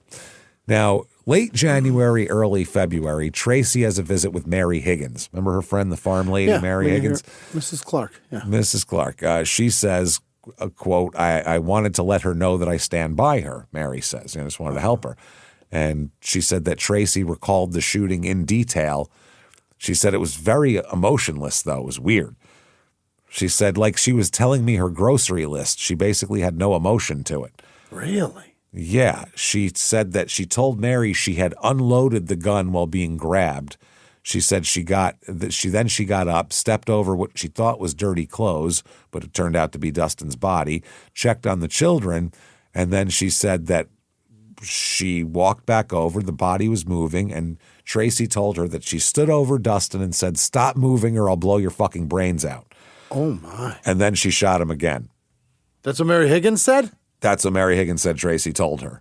Holy. "Stop moving or I'll blow your fucking brains out," and then shot him again. Now, Mary says while Tracy is retelling this story to Mary, Bert walked into the room, heard his mother talking, walked over to the table and started banging his head against the table, which is a wild reaction. Yeah. And he then said to his mother, according to Mary, quote, "Why did you go back up there? You didn't have to shoot him. You didn't have to kill him." That's what Bert says out loud, according to Mary. Tracy then screamed at him, "Bert, God damn it, blah, blah, blah," and he left the room. Yeah. And that was that. So police end up talking to Tracy about the second assailant, and they said, now that you've had some time and you had a nice Australian vacation, maybe you could help us work up a sketch so we could, maybe catch this fucking guy. So she said 35 years oldish, white male, tall, and had wavy brown hair. She said that so they asked Tracy to attend a meeting in February to help the expert draw the composite sketch so they could put it out there and maybe get an identity on this guy. Mm-hmm. But her father, who was at this time a retired homicide detective, called and said she won't be participating in that. She's busy today. She's not going to do it. She's not doing it. Dad called? Yeah, one of the investigators said he indicated he did not think they were reliable and caused problems in court, which I did not understand. He said, look, I'm a homicide detective. Yeah. Trust me, the sketches will end up hurting you more than they're helping you. Because if it doesn't look just like the guy, you get in court and they go, see, it's not the same guy. So we're not doing it. Which it's not his case. Let them run the case how they want to. And if they want a sketch, let them have a sketch. Yeah, but he's her dad, right? And he knows. Yeah. And he thinks he knows better here. But so the investigator said that he turned his attention away after that from the case because it was just kind of a dried up case. If she's not given a sketch, they're not going to have very much luck finding this other guy. And he said the leads were dwindling, this investigator, the lead guy, and he was then assigned to join a joint terrorism task force that was formed after the September 11th attacks. So he just basically said, well, that's case closed and moved on. Way. Yeah. Where's Osama? That was now I'm moving on from the second assailant to bin Laden. So Mona and her husband Brett, shortly after this, they get a divorce. As you might imagine. The marriage couldn't survive this. Well, the loss of the son, and he found out that she was fucking Jeremy Collins too, and that whole mess. So he said, I'm done here. Then Tracy appears on the Montel Williams show. What is the theme of this? The theme is a brave woman defending her children with violence. Dear Lord. Yep. So she portrayed herself as a brave mom, acting in self-defense as a home invasion. If for a daytime talk show, this is red meat. It's a big deal, You're throwing red meat at them. This is at the time, a bunch of ladies sitting at home scared to be home invaded, and they have kids, and that's their audience, basically. Yeah. So the audience loved it, and she appeared on the show with Michael, who held her hand the whole time. And the episode presents her as a heroic mother. Tracy said, I did what I had to do to protect my family on the show.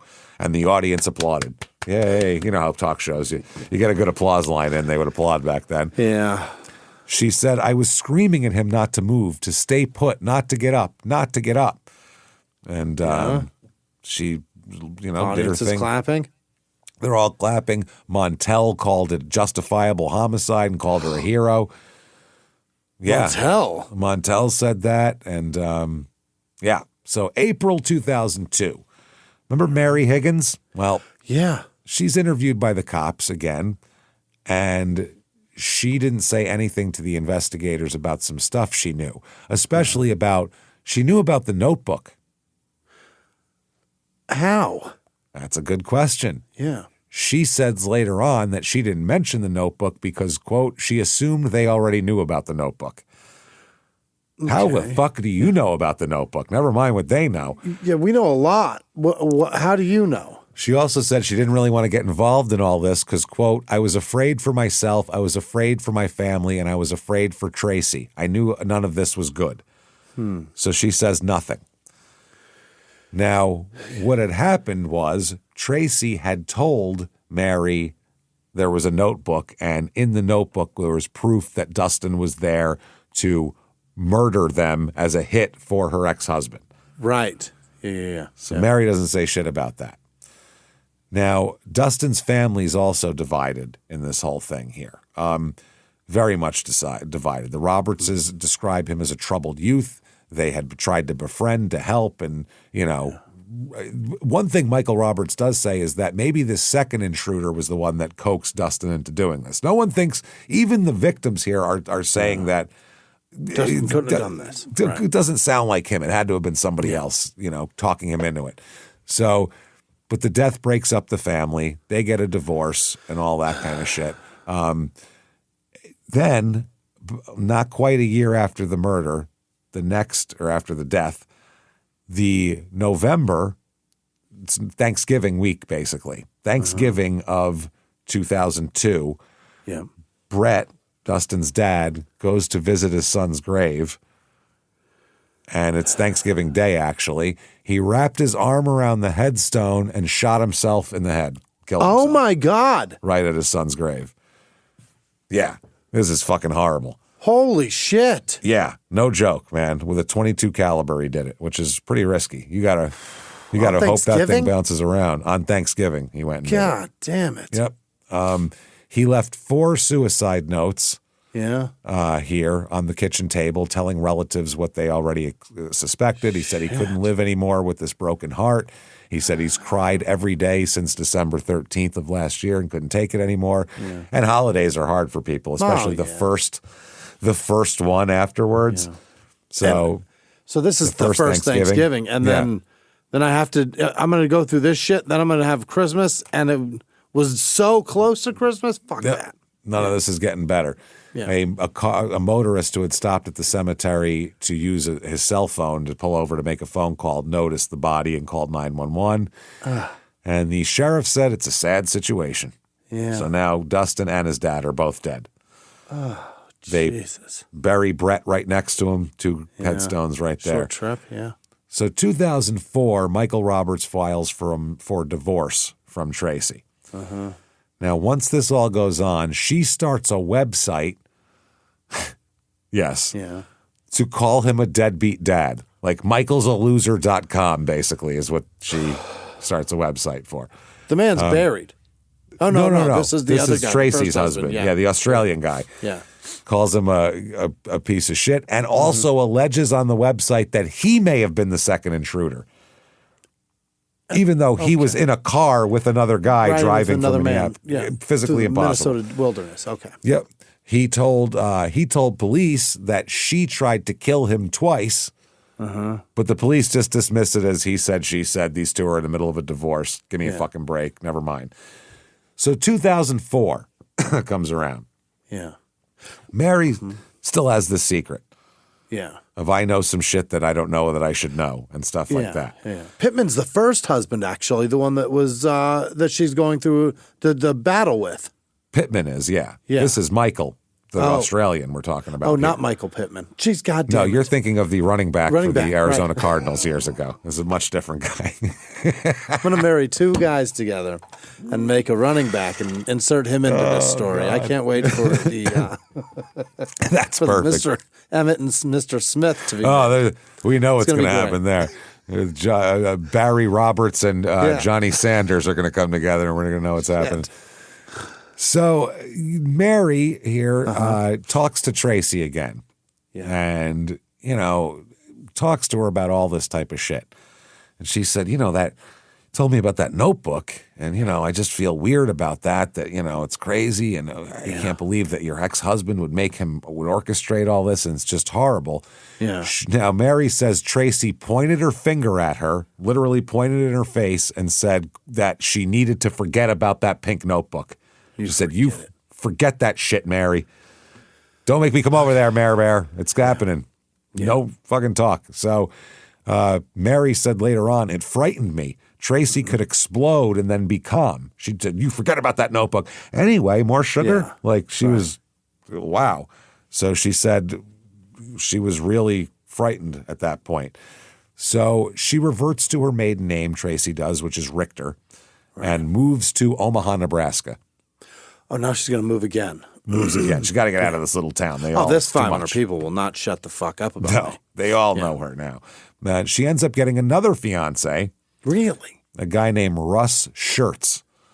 Really? Scherts. SCH. I wonder what his nickname was in high school. That's pretty obvious. Yeah.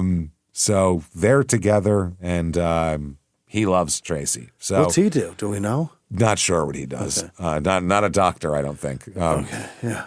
Now, as this goes on, Tracy lives in Omaha.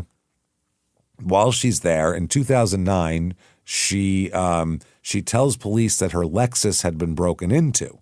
Mm-hmm. And she says, it's my fucking ex-husband, Michael. That's who's responsible for this. Yeah. They find no evidence of a break-in, but learned that she had carried out a scheme to assume a fake identity. So she called the cops in, who then investigate her claim and find out she actually did something fucked up, and she ends up getting arrested for it. None of this would have happened if she wouldn't have She just shut up. Yeah. tried to set her husband up, apparently. She had altered her divorce decree to give herself a fabricated maiden name, which she then used to obtain a driver's license, a new social security number, and a new passport.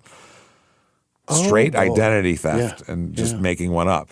So she pleads no contest to welfare fraud in Nebraska and is convicted of vehicle licensing perjury in Iowa as well. And was getting benefits based on it. Based on something here. Jesus. Yeah. So this is a lot. Now, she's also still fighting custody battles over her two youngest children with Michael Roberts, the Australian guy. So it is 2009 before anybody looks at this again. Really? Nobody looks at it anymore until 2009. Okay. And in this, a team went back to the home where the shooting occurred to try to recreate the events. Like, we've never done a crime scene recreation on this, and everything seems a little janky and a little unwieldy, and we need to figure this out. All right. They found that bullet trajectories and blood spatter contradicted some of Tracy's statements. Yeah. I mean, they say things happen fast and we get it, but some of the shooting stuff, you really have to kind of know where you were. Yeah. Tracy said that Dustin was getting up when she fired her final shots, but the report shows forensically that Dustin's head was on the ground when the last 3 shots were fired into the back of his head and neck. And she said he was getting up. She said he was getting up and she was threatening him to stay down or she would shoot him. They said that at the same time here, they said that the investigator was struck by the fact that Tracy fired in the dark without her glasses. Yeah, that's another good point. She had no glasses on. He said she connects 9 out of 11, and that's exceptional accuracy. It's amazing. He said that's a huge red flag. Yeah. That's very accurate. Yeah. And one through the fucking eyeball. Yeah, that's what I mean. This is, what is she, That's Wild Bill Hickok over here? Like, I mean, honestly, who the hell is I'd like to say I'm a pretty fucking good shot.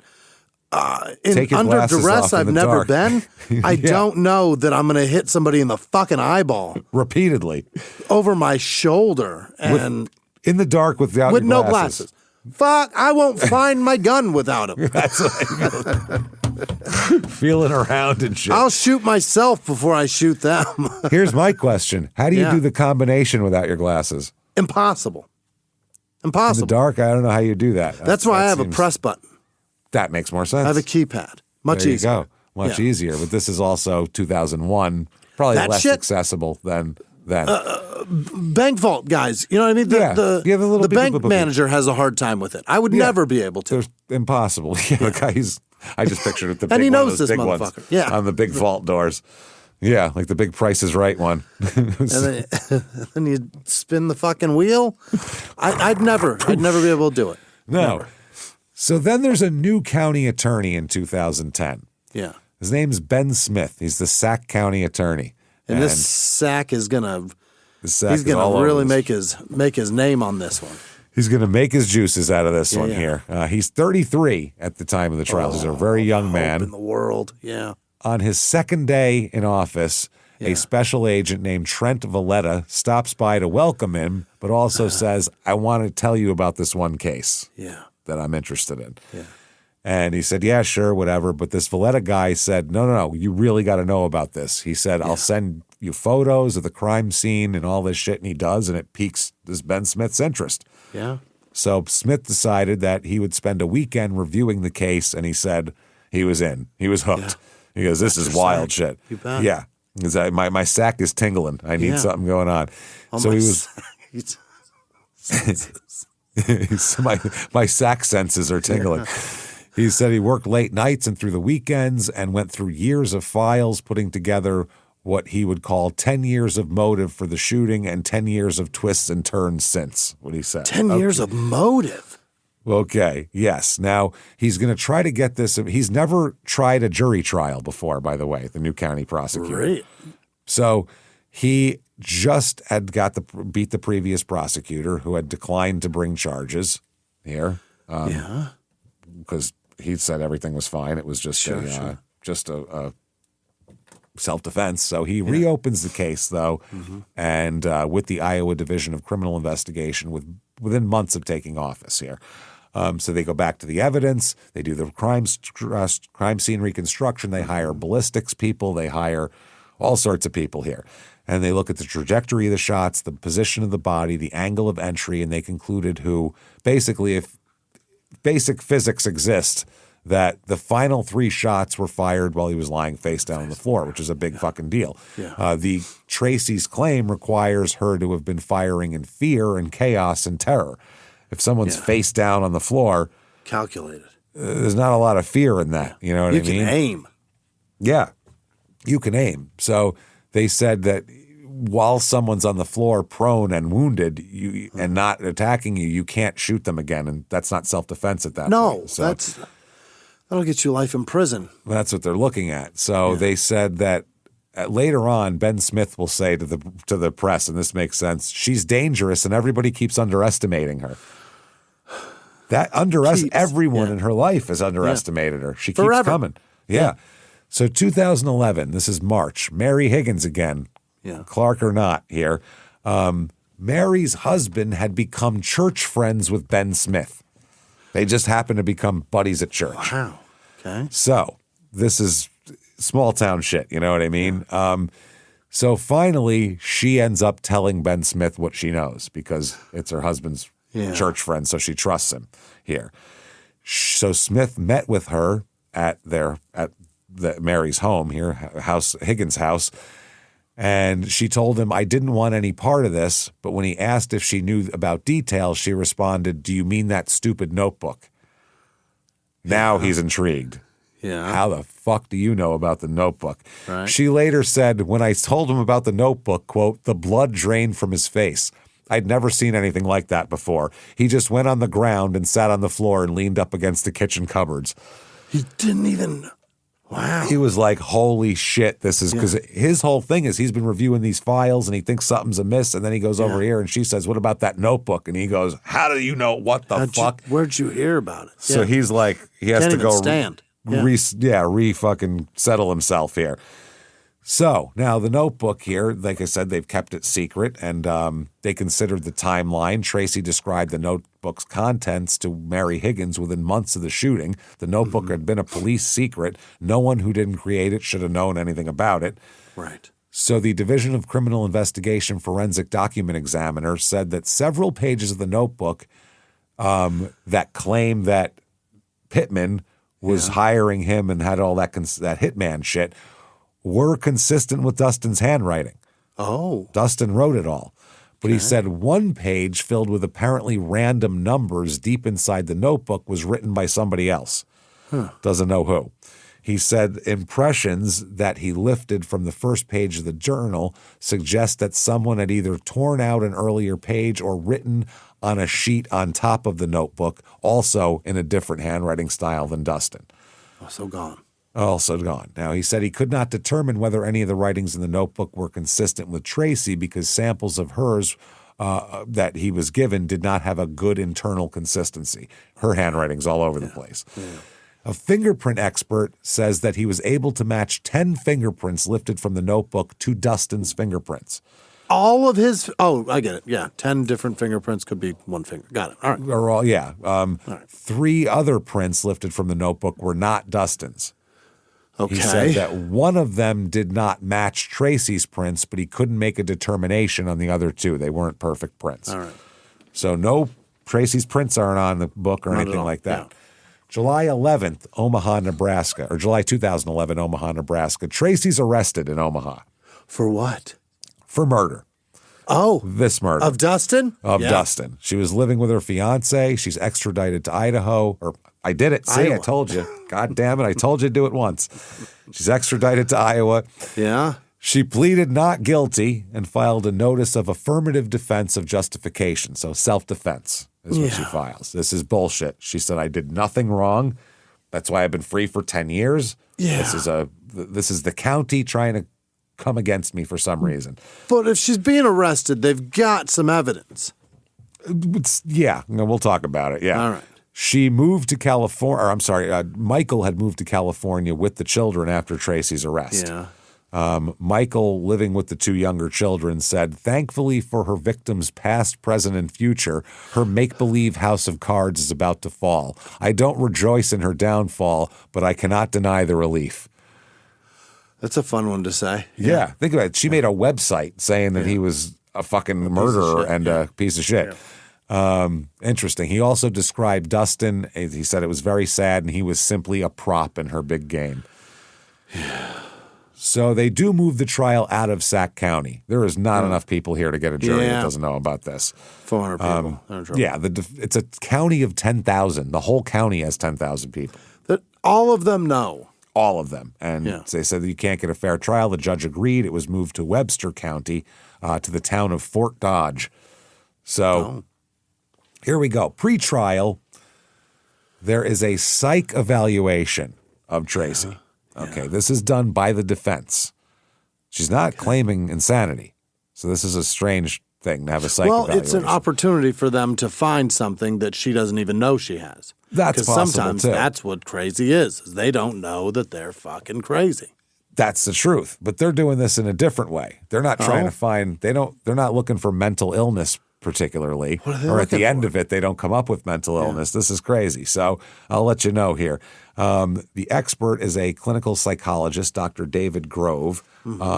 He interviewed her for about 2.5 hours, 1 month before the trial supposed to start in late 2011. The court granted her request for this expert assistance at the state's expense over the prosecutor's objection. Now, Grove evaluated whether her description of the home invasion and shooting had psychological implications and whether the content of her story was congruent with her emotions and body language. His whole thing is he was going to sit down with her and see if she's lying, basically. Based on answers and body language. Yeah. So based on the interview, he diagnosed her with acute stress syndrome and PTSD. Okay. She's got ASS? Apparently she's got ass and PTSD. Which your PTSD ass. That's what she's got. She's got a little bit of some ass. All right. A little bit of some ass. So they said this is specifically tied to the 2001 shooting. Yeah. Now, he said he would testify that her account was consistent with someone who experienced a credible traumatic threat. So her responses are normal. Her nonverbal cues like crying and shaking matched those of a trauma survivor. And he explicitly stated he was not opining on whether he was truthful, but on whether the described event would produce such symptoms. That's why they got him, just to see if someone did do this in self-defense and did all this shit, would they be consistent with what Tracy is now? Okay. Now, September 2011, during an interview, Tracy Richter's dad, Bernard, he worked for 27 years as a homicide detective in Chicago. He indicated that the allegations against his daughter were taking a toll. He said, I see what they put in the paper. They don't put anything about the poor family. He means him, not Dustin's family. Yeah. Why does he want to be?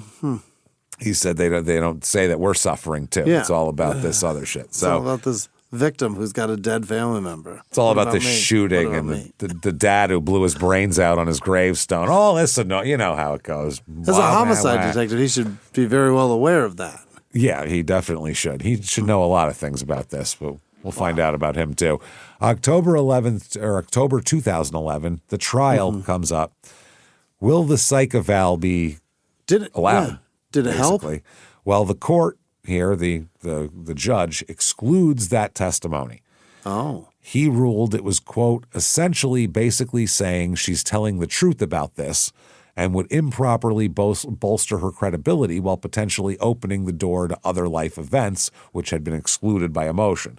Oh, right. So not only are you going to do that, you're going to open the door to other shit you don't want defense because then we can bring in other shit. And if we're going to talk about a psych evaluation, well, then we got to let them have a psych evaluation and we got to see what they can pull out of it. You don't want to talk about that time she fired a gun in her fucking living room. Yeah, you want to bring her ex-husbands in here and have them talk about it? So they said this was not a court-ordered competency or sanity evaluation. No public records mention any prosecution-requested psych evaluation or anything like that.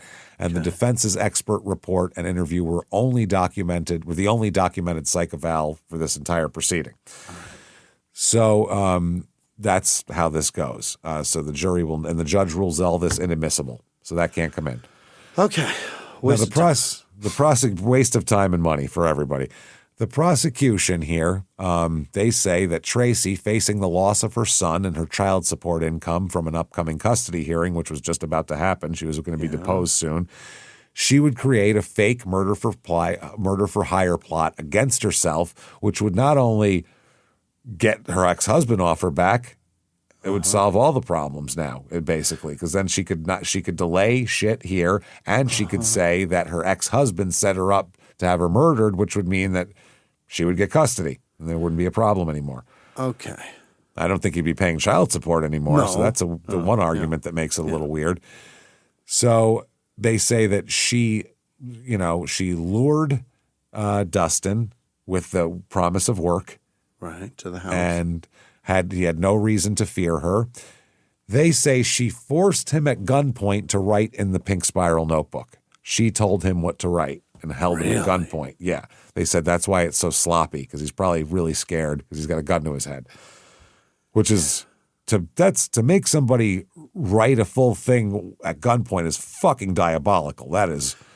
Yeah, but how'd she get him to grab her by the hair and choke her and stuff? Well, that's the other thing they talk about here. Yeah. They say she told him what to write, and when the notebook was complete, she shot him, and that was that. She then staged the crime scene, had her son call 911, told her story, and then flew to Australia. They say the pantyhose mark, quote unquote, they say, on her neck was later found by forensic analysis to be inconsistent with ligature strangulation and looked more like a self-inflicted friction mark. Oh, she just rubbed her neck? Just did this with it, like she was like drying a bowling ball. Yeah. She did one of those on her neck and made it, but it's not the pulling and the bruising isn't there. It's just the abrasion of it. Just superficial. Yes. Yeah. So the defense, they have a different take on it. Tell me. December 13th, 2001 was a nightmare for Tracy, and this nightmare is not over yet. It's not even done yet. No, now she's sitting 'cause here. we're going through this, being accused. You say that was great. Oh, they're coming back. They're going to come Oh, no, in. Jesus, they're coming. Here he comes through the door. Holy shit. He's been hiding the whole time. The defense lawyers paint Dustin as a mentally troubled and violent young man. They claim he stopped at the home that day, uninvited, looking for work.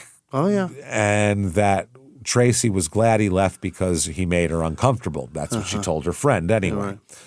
They have two main arguments. First, they argued that the forensic evidence is ambiguous. It's not, they can say that they thought this or they thought that. By the way, they're saying that the last shots to the head were at least 15 minutes after the first shots. They said they were long enough to where blood was congealed before she shot again. In the gunshot, yeah. Yeah. So if someone's been in a spot and down for 15 minutes, they're good. You can't shoot that person. Can't shoot that person. So, but the defense says that the shot trajectories could be consistent with Tracy's account of firing from a crouching or unusual position. Yeah. And she might have been off of exactly where she was because she had no glasses on. She was scared and it was dark and her kids were screaming and the dog's barking and who knows. Second, he argued that the investigators had failed to follow leads that could have identified the second intruder. Yeah. So they're doing that on purpose. And they said, do you know who that second intruder more than likely was? Who? Jeremy Collins. Back to him There he again. is. Yeah. A local man, an Iraq War veteran who worked as an ice cream delivery driver, and among other things, poisonous crab legs and good little pizzas, who, according to the defense's theory, was having an affair with Mona, but also according to Mona, that was happening. And the defense suggested that Jeremy Collins was the second intruder, or at least may have been the second intruder. They said that, that's how it was. They said that this Jeremy Collins later developed speech and memory problems after serving 2 tours in Iraq and denied having anything to do with this home invasion either. But they're going to bring him up anyway. Who knew the Schwann's guy was getting so much Dangerous. Squish. Who knew? A lot. Well, I mean, he's like the modern day milkman. You know what I mean? I guess He's so. Yeah, he's going from house to house, Swan's guy. slinging poison crab legs. That opens up real legs at that Poison point. crab legs and yeah, huge dick. that's what it is, man. Good for him. Slinging little frozen pizzas and dick. Frozen penis. That's right. So, frozen penis. He knocks on the door. Frozen penis. The defense also suggested maybe Michael Roberts was involved in this. Her husband at the time, the Australian guy. He may have organized the whole thing. Yeah, they said there was a suggestion Michael found insulting. He was found this very insulting and made a public statement about it. How dare you accuse me of any of this shit? Yeah. So the defense lawyer noted that Michael Roberts, who was investigated in the connection to the shooting, but never a suspect, planned the business trip and gave Ray Friedman a $5,000 bonus and a $20,000 raise right afterwards. Okay. Okay. So maybe he paid Freeman for it? Friedman? So who the hell knows? That's what they're saying. He paid him off to give him an alibi, is what they're suggesting, I guess. Got it. Friedman bristled at the suggestion that he was paid off, saying that he was bringing the company $1 million in sales and asked for a raise to match his previous job's salary. And he said he later left after he grew tired of the Roberts' antics. Meaning Tracy and Michael. He said, "You just never know what was going on there. I didn't like the roller coaster ride there. I live a very peaceful life, and I don't want to be involved in other people's issues or chaos." Fair. Well, yeah, they're always fighting. They're in a fucking divorce problem here. So the notebook, they bring it in. They say the defense will say there's no proof of Tracy's fingerprints or handwriting found in the notebook.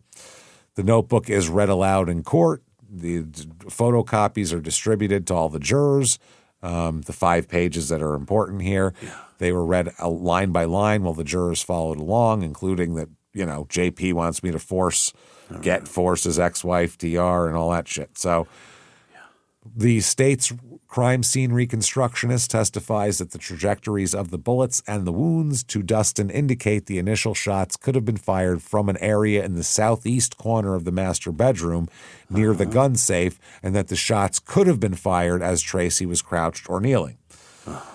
He later stated the shots to Dustin's head would have had to been fired from above, and that there was congealed blood on his face indicating a shot was fired into his head well after he was deceased. Enough time for the goddamn blood to congeal. Now, Mary Higgins, who describes herself on the stand as a reluctant witness, she's like, I just don't want anything to do with Tracy. Scares me. I'm not supposed to be here today. Yeah, Tracy scares me, and I don't want to do this. She said she once enjoyed Tracy's company, but later saw her as a dishonest woman who treated her children poorly and could explode in anger. Oh, my. Yeah. She testifies that, she told me I'll blow your fucking brains out. Not her, but told the intruder that. Described it like a grocery list. She said she had no emotion. She also talks about when she talked to Tracy about the notebook, and she said, "You forget about that fucking notebook. Don't you worry about the notebook. You don't know shit about that notebook." Yeah. So she recounted everything, a visit in early 2002, her telling her about it. She recounted Bert walking in and banging his head on the table and saying, "Why you didn't have to kill him?" and her telling Bert to yelling at him and him running away. The warning about the notebook. And she said Tracy could explode, then be calm. She also testified about fear. She said she had been afraid for herself and afraid for her family and afraid of Tracy. Yeah, and of her. Of her. They say basically that the first several shots hit Dustin in the right arm, the abdomen, and the butt. That's how they put it in court, the butt. Uh-huh. Okay, so he's hit in the ass, in the abdomen, and the right arm while he was standing, but the last 4 struck him while his head was on the ground. The last 4. Wow, he said one of those 4 shots struck Dustin near the shoulder, and 2 others went through the back of his neck, and the blood patterns from all the wounds were consistent. So they said that's what happened. Of a dead man. Can't argue with that. Yep. Yeah. They said the 9th and final shot came 10 to 15 minutes after the previous one, though. Mm-hmm. That's the big one here. He said it splattered particles of drying blood across the room and onto the ceiling and dresser, and they could tell all that shit. There was already drying blood And that drying blood is elsewhere now. Yep. That's crazy. Wow. That's a lot to go on. Now, they did a pretty cool presentation in court. Yeah. The newspaper said some jurors appeared amazed as Englert, he's the crime scene guy, gave a crash course on blood patterns using fake blood on a whiteboard to illustrate what causes different types to form. What is this, the fucking science museum? This is a great time. This is great. It's the first episode of Dexter. It's a lot of fun here. He's showing you how it all works. It's good shit. He said this would be so much fun as a juror. Ooh, yes. It's fucking show and tell day. He said that this guy's an international expert in the field and wrote the book Blood Secrets, Chronicles of a Crime Scene Reconstructionist. He must have laid some blood out in the air at different time intervals and then splashed them to show you what happens. Yeah. Yeah, and they're showing the different angles. And he's showing using fake blood. That must have been so much fun that day. I can't imagine. The jurors are like, can I have one of those sheets you use? Then take that home. Can I have one of your That's cool. paintbrushes? Please. Will you sign it for me? Mona testified. Oh, boy. And she says that she wondered whether Tracy tried to have Jeremy Collins distract her so she could lure Dustin to her home. She said she got a phone call from Collins hours before the shooting, even though he knew she was out Christmas shopping. See, I told you Christmas shopping would come up. She testified he must have dialed the wrong number. That's what happened. And not tried to distract her. Other witnesses, all the ballistics experts and, everything like that. Tracy's pattern of fraudulent behavior as well later on, that all comes into this to show that she's capable of all this. Yeah. They bring in a retired detective here, and this is, I believe, is a defense witness. The defense calls him. Yeah. He retired in 2006.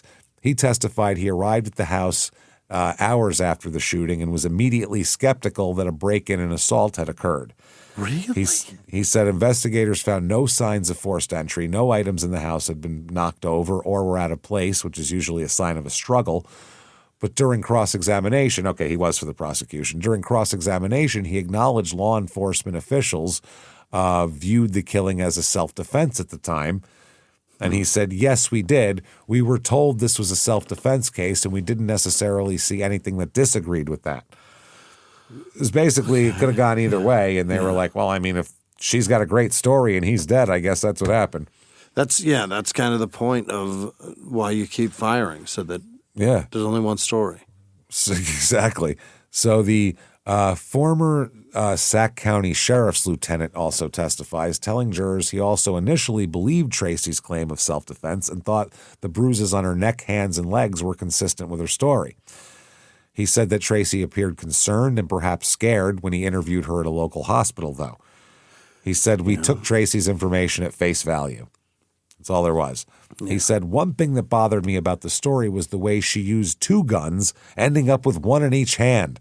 Right. He said, in a self-defense home case, he said, literally, I've never seen nor heard of that before. Never. He said, I reviewed case files looking for it. Never found. No one has two guns blazing in a self-defense. Even the OK Corral, they did one gun at a time. At a time. Yeah. You can't aim. No. With two guns. You can't do it. You only do two when you're doing some shooting exhibition when it was like a cannon, you're going to keep it in the air or something. Or you're just blasting like crazy. Yeah. You can. I guarantee Street you, James, shootout. if I put one gun in each hand of yours, it's gonna knock you're not you hitting out of 9 alignment. guns. You're not hitting 9 targets. It's going to knock your alignment You're going to out. miss. Yeah. But her story is she emptied the one first, then just unloaded the second one with her left hand. Her story was she wasn't shooting them at the same time. It seems ridiculous. It really does. No way. Not going to happen. Got to agree with you there. So they had her ex-husbands, Michael and Pittman there, both testifying to her history and she's not to be trusted. Dr. Pittman takes the stand because one of the defenses is what Dustin wrote was true and Dr. Pittman wanted to have her killed. Yeah. So he's got to come and look like a guy who doesn't want to have his wife killed if they don't want the jury to be suspicious of him. Sure. So he was asked directly, did you ever meet Dustin? And he said, no. Never. He said, did you know about this notebook? And he said, no. Never. Did you hire anyone to kill your ex-wife and son? No. They said, did your ex-wife Tracy despise you? Fuck yes. And he laughed and said, I think so. So he said, I didn't know anything about the notebook. The prosecutor asked whether his personal details, the name of his divorce attorney, the details about his life that appeared in those 5 handwritten pages, could have come from anyone else but Tracy. Yeah. Is there any way Dustin could know that shit without Tracy? And he said, only Tracy and her family would have known that much detail about my personal life. Period. Cross-examination tried to suggest that Michael Roberts, who also feuded with Pittman because they were exes there, might have had access to that information as well. And Pittman acknowledged that possibility, but he's like, wasn't me. I don't know shit about that. All I know is wasn't me, and only Tracy and them knew that shit. So I didn't do it. Yeah. The defense she's not going to testify. No. Which seems crazy for a self-defense case. Does it? Yeah. Fuck yes. That's the one time where you testify when it's self-defense. Yeah, self-defense is you've got to tell the story, and if it's convincing, we all walk out of here and go home. That's it. Most self-defense cases, obviously, you don't have to testify, but their lawyers would love them to get up there and tell a great fucking story and end the whole thing. If you're going to tell this world that you killed somebody in self-defense, you got to tell us. Killing you can't just do that. No, that's last resort. Right. So we need to know why. You got to tell us what happened to get you there. Yeah, and if the story makes sense, it should be fine. Should be easy. It should be easy. Yeah. Yeah. This should be it should be the easiest thing you've done is tell the story. Even Sarah Boone got up there to try to claim that shit. And that bitch is crazy. And she zipped a guy up in a suitcase and made fun of him on video. We were having a good day. We were having a good day. So I can't wait to talk about Corey Richens because she said almost the exact same thing. So Bert testifies. Yeah. Now, he's an adult now, Bert, and he testifies. By the way, since then, he has gotten a very large tattoo on his rib cage, on the side of his ribs, of his mother defending them at the home invasion. What do you mean?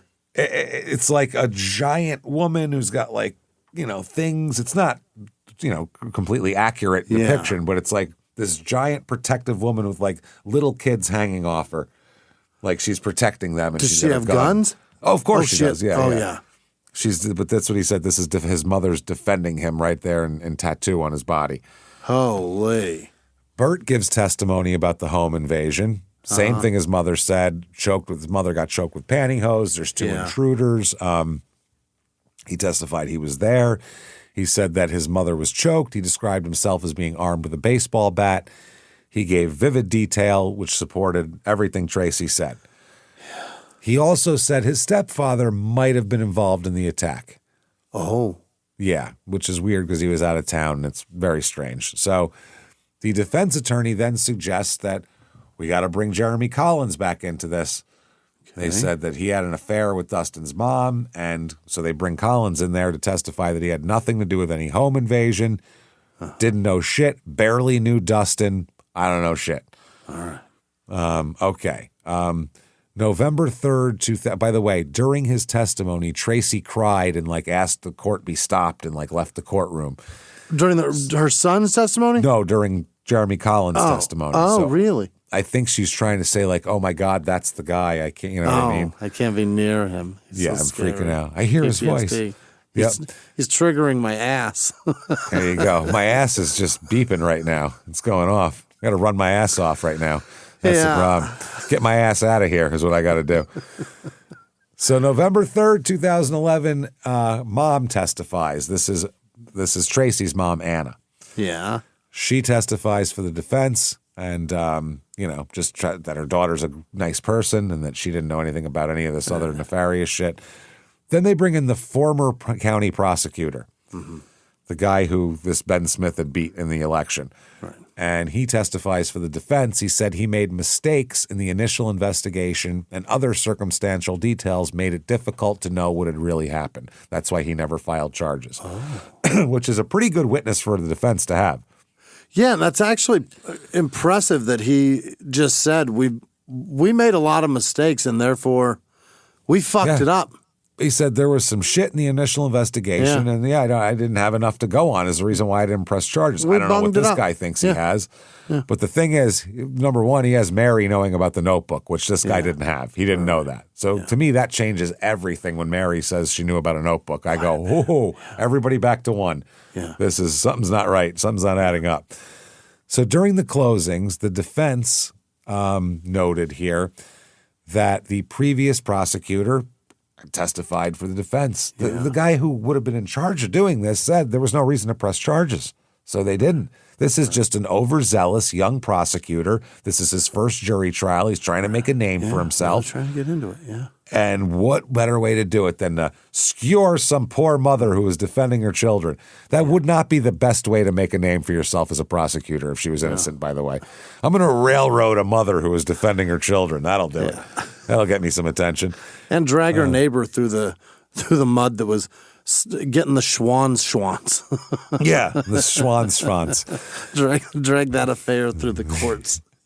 So he said that, this is bad. It's not a ringing endorsement here for the prosecution's case. So it's 3.5 hours of deliberation, and the jury returns a unanimous verdict. They find her guilty. Really? Of first-degree murder. Oh, first degree. They're saying she planned it. She wrote. You have to. Yeah. That's everything the prosecution said they believe. It's either one or the other. Yeah, it has to be. So, what the hell's her point in doing this, though? That's what's crazy. I think she wanted to set her act. That's why she wrote all the shit. The point of murdering this young man is to show that he was in cahoots with this man. Yes. Hired to ruin me and take my $1,000 a month. So she can win. She's proven she'll do anything to win. And that is a bananas way. That is diabolical. Doesn't even begin to fucking start it. She sacrificed a young man to get $1,000 a month for the next 6 years. Maybe. And if he's in prison, you're not getting that anyway. So that makes no sense. But think about she had to come up with that initially and go, what about the kid a couple doors down? Dustin, I'll get him over here. Think about her to put this all together. She sacrificed a young man for $70,000 over time. Over time. That's absurd. And she also, I mean, that's like I said, if he goes to prison, you're not even getting that. So that doesn't even make sense. So she had this kid come over. She told the mother, have him come over to do work. He came over, and here we are. So this is wild. That's unbelievable. Her fiance, Russ, and her son, Bert, and her mother, Anna, all hugged and cried when she got found guilty. Mona said, I knew that was what we should get. We thank everyone for seeing through the lies and hearing the truth. It's what we were all waiting for. Now, Michael, the ex-husband, said, pray for healing for my children, for both the families involved. Pray for a hedge of protection around Tracy in prison. That's another thing to pray for. I'm not praying for that. Fuck her safety. She can get fucked. Yeah, who cares? She sacrificed a young man for nothing. Nothing. And that through this experience, she might trust in God. He's like, I'm hoping she finds Jesus, is what he said. So, now at the day after the conviction, day later, before sentencing, her dad, the retired police detective, was found dead outside his rural Iowa home. He did it too. No, well, they think it might be natural causes. Oh. He was found dead at 11:50 a.m. on his property by sheriff's deputies sent to check on him after relatives said they hadn't heard from him since Sunday morning. They said that it appears that he died of natural causes, but that they're going to conduct an autopsy just in case. They said the discovery of the body the day after the conviction appears to be purely coincidental. Wow. They said that bag of Portillo's laying next to him. He's just he's a little chunky. They said he was sick in the last few months. All right. And so your daughter got convicted of murder. That might have pushed the whole thing over the edge. Sure. They said, we're still trying to piece together the timeline. The investigation is still ongoing. And they said that it appeared that the body had been where it was, found face down on the ground for 24 to 36 hours before they arrived. So they're saying he might have been dead before the verdict came in. She might have poor amazing.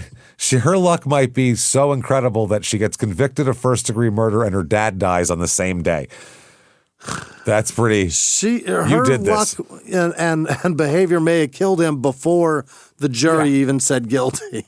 That's amazing. Wow. So, can Tracy get any more depraved? She's a real asshole, man. Is there a basement to her actions? Is there? There really isn't. Days after the verdict, before sentencing, she tried to send a letter to a sex offender. Oh? Okay. She's awaiting sentencing. She wrote a letter to a Wisconsin inmate named James Landa. He was a convicted child sex offender, a fucking convicted kid fucker. Pedophile, yeah. The letter was intercepted by jailers before Tracy's mother, Anna, could deliver it because it was to her mom to be delivered to this guy. A photograph of the letter was found in Landa's prison cell later, though, somehow. He got a hold of it. He got it somehow. Somehow. Now, the letter contained hand-drawn diagrams of her former home in Early and the car where the notebook was found. Yeah. Personal information about Dustin, personal information about the man the defense had suggested was the second intruder, Jeremy Collins, Michael Roberts' social security number, Michael Roberts' date of birth, Michael Roberts' physical description, Michael Roberts' home address, and pictures of her own children. Why? Okay. And in Tracy's words, it said, quote, "My trust must be earned over time and actions speak louder than words. The statute of limitations has run out on assault and burglary, so there's nothing to lose if someone feels bad and wants to do the right thing." What does that mean? I think it means she's trying to get this guy to kill her husband and children, is what they think it means anyway. And Not the sure. children? Why would there be pictures of the kids in there? Yeah. Right. Why would you give pictures of your kids to a convicted fucking kid fucker? Number one. Right. Whatever anything else is, that is crazy right there. So she's telling him, he hurt my children, go kill him. Apparently. But why kill the kids? We don't know. We're not sure. We don't even know if that's what she wanted. Right. We're not positive. We don't know. But Michael, certainly, go get him.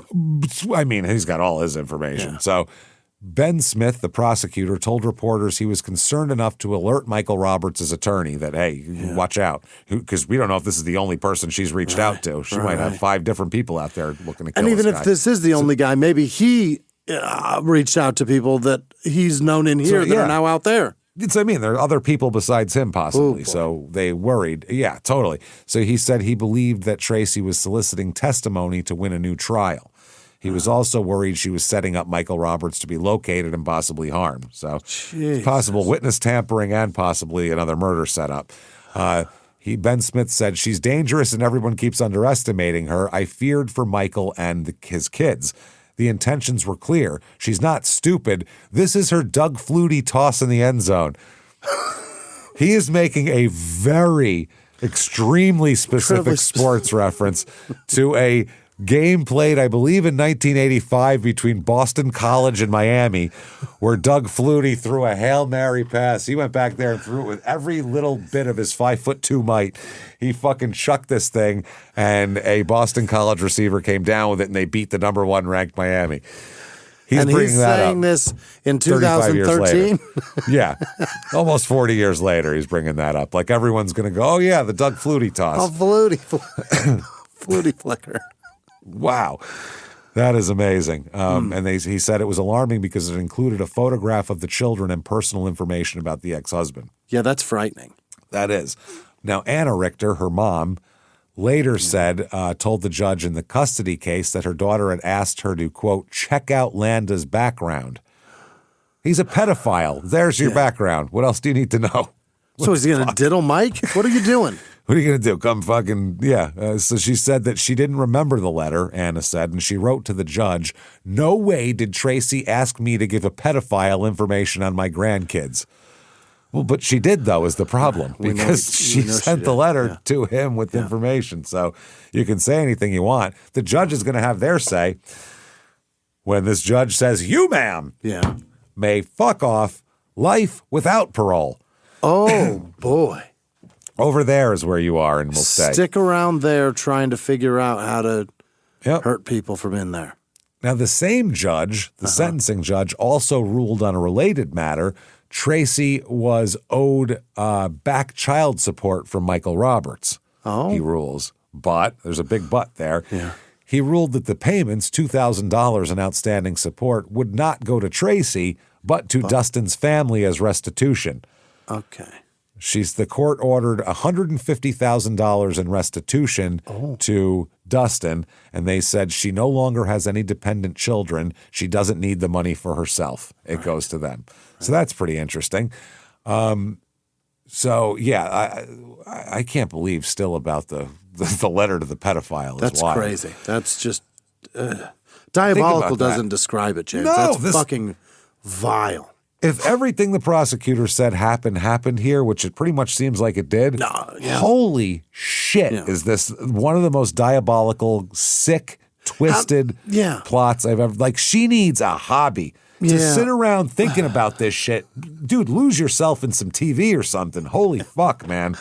Yeah, my question, though, James, is everybody seems to be underestimating her. Is she crazy hot or no? She's not normal hideous woman, or anything. She's normal, just normal. Is she just one of those like forgettable Insanely manipulative?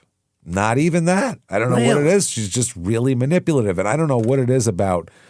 Her dad's a homicide detective. I don't know if that has something to do with it. Some sort of. I don't understand why she keeps getting a pass. Well, a lot of times, like kids who have parents who are like cops or like the school principal or something like that, or pastors. They're the biggest fuck ups of them all. Yeah.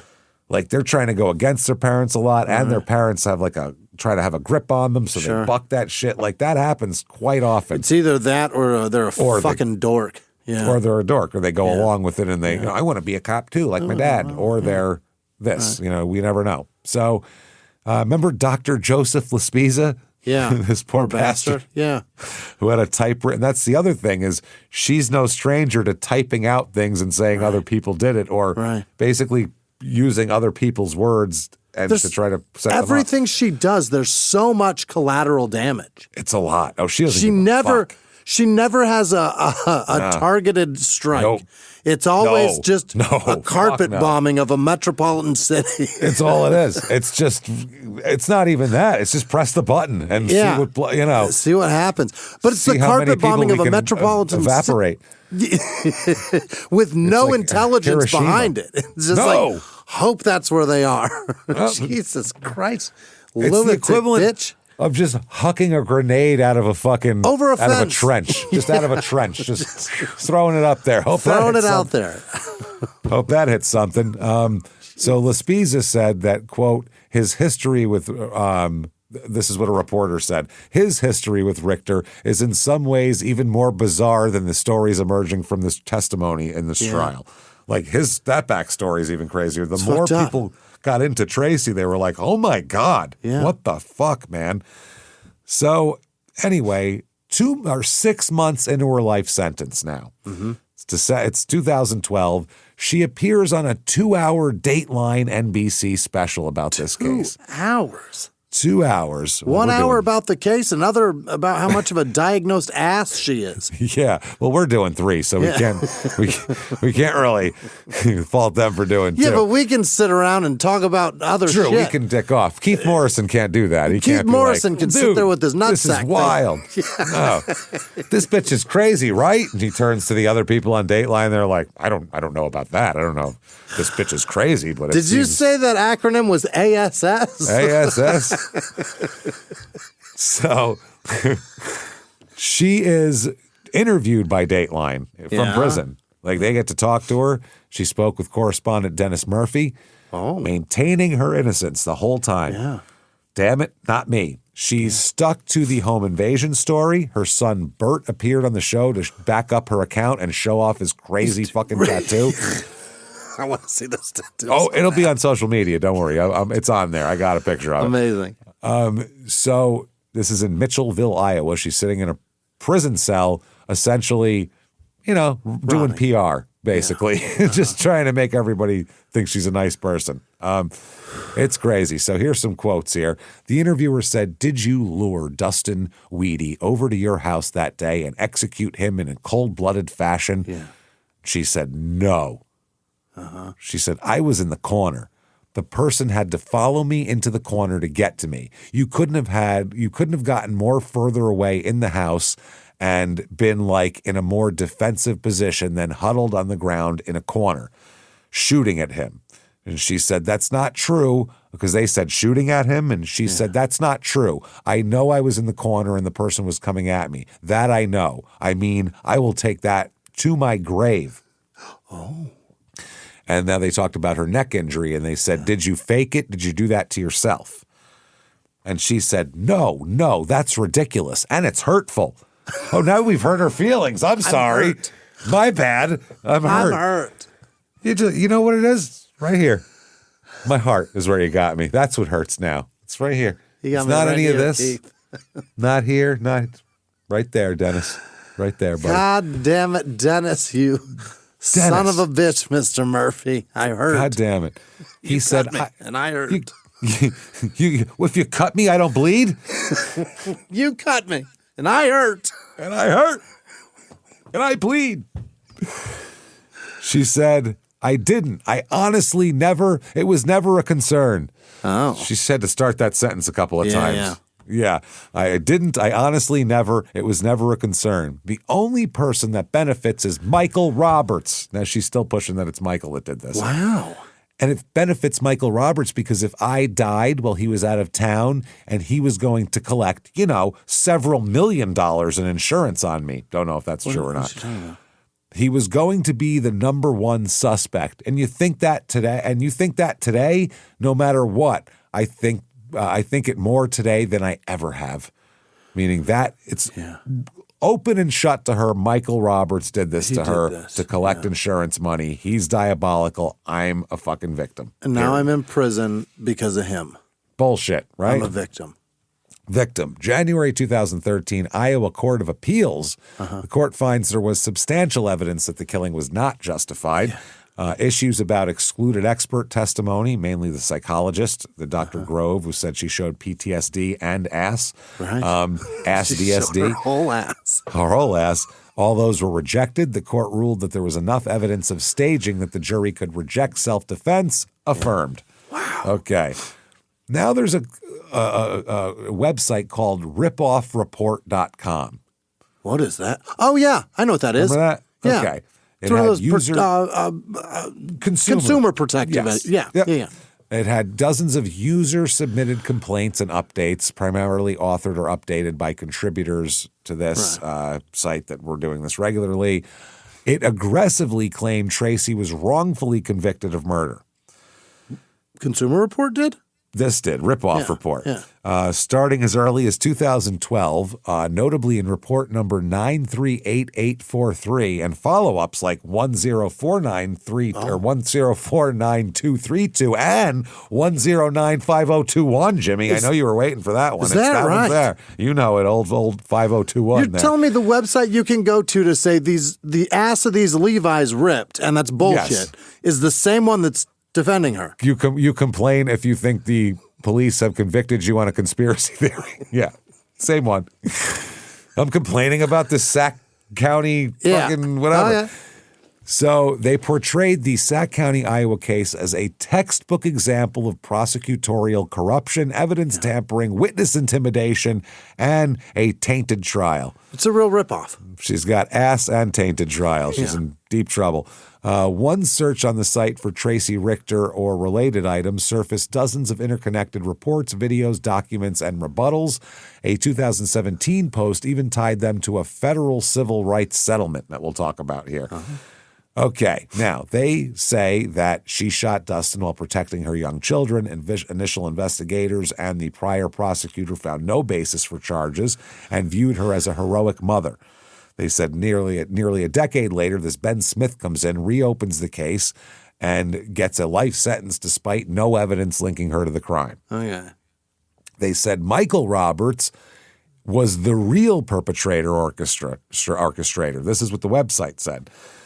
They said Roberts allegedly had motives, drug debts, leading to, quote, street-level justice. That's what they said.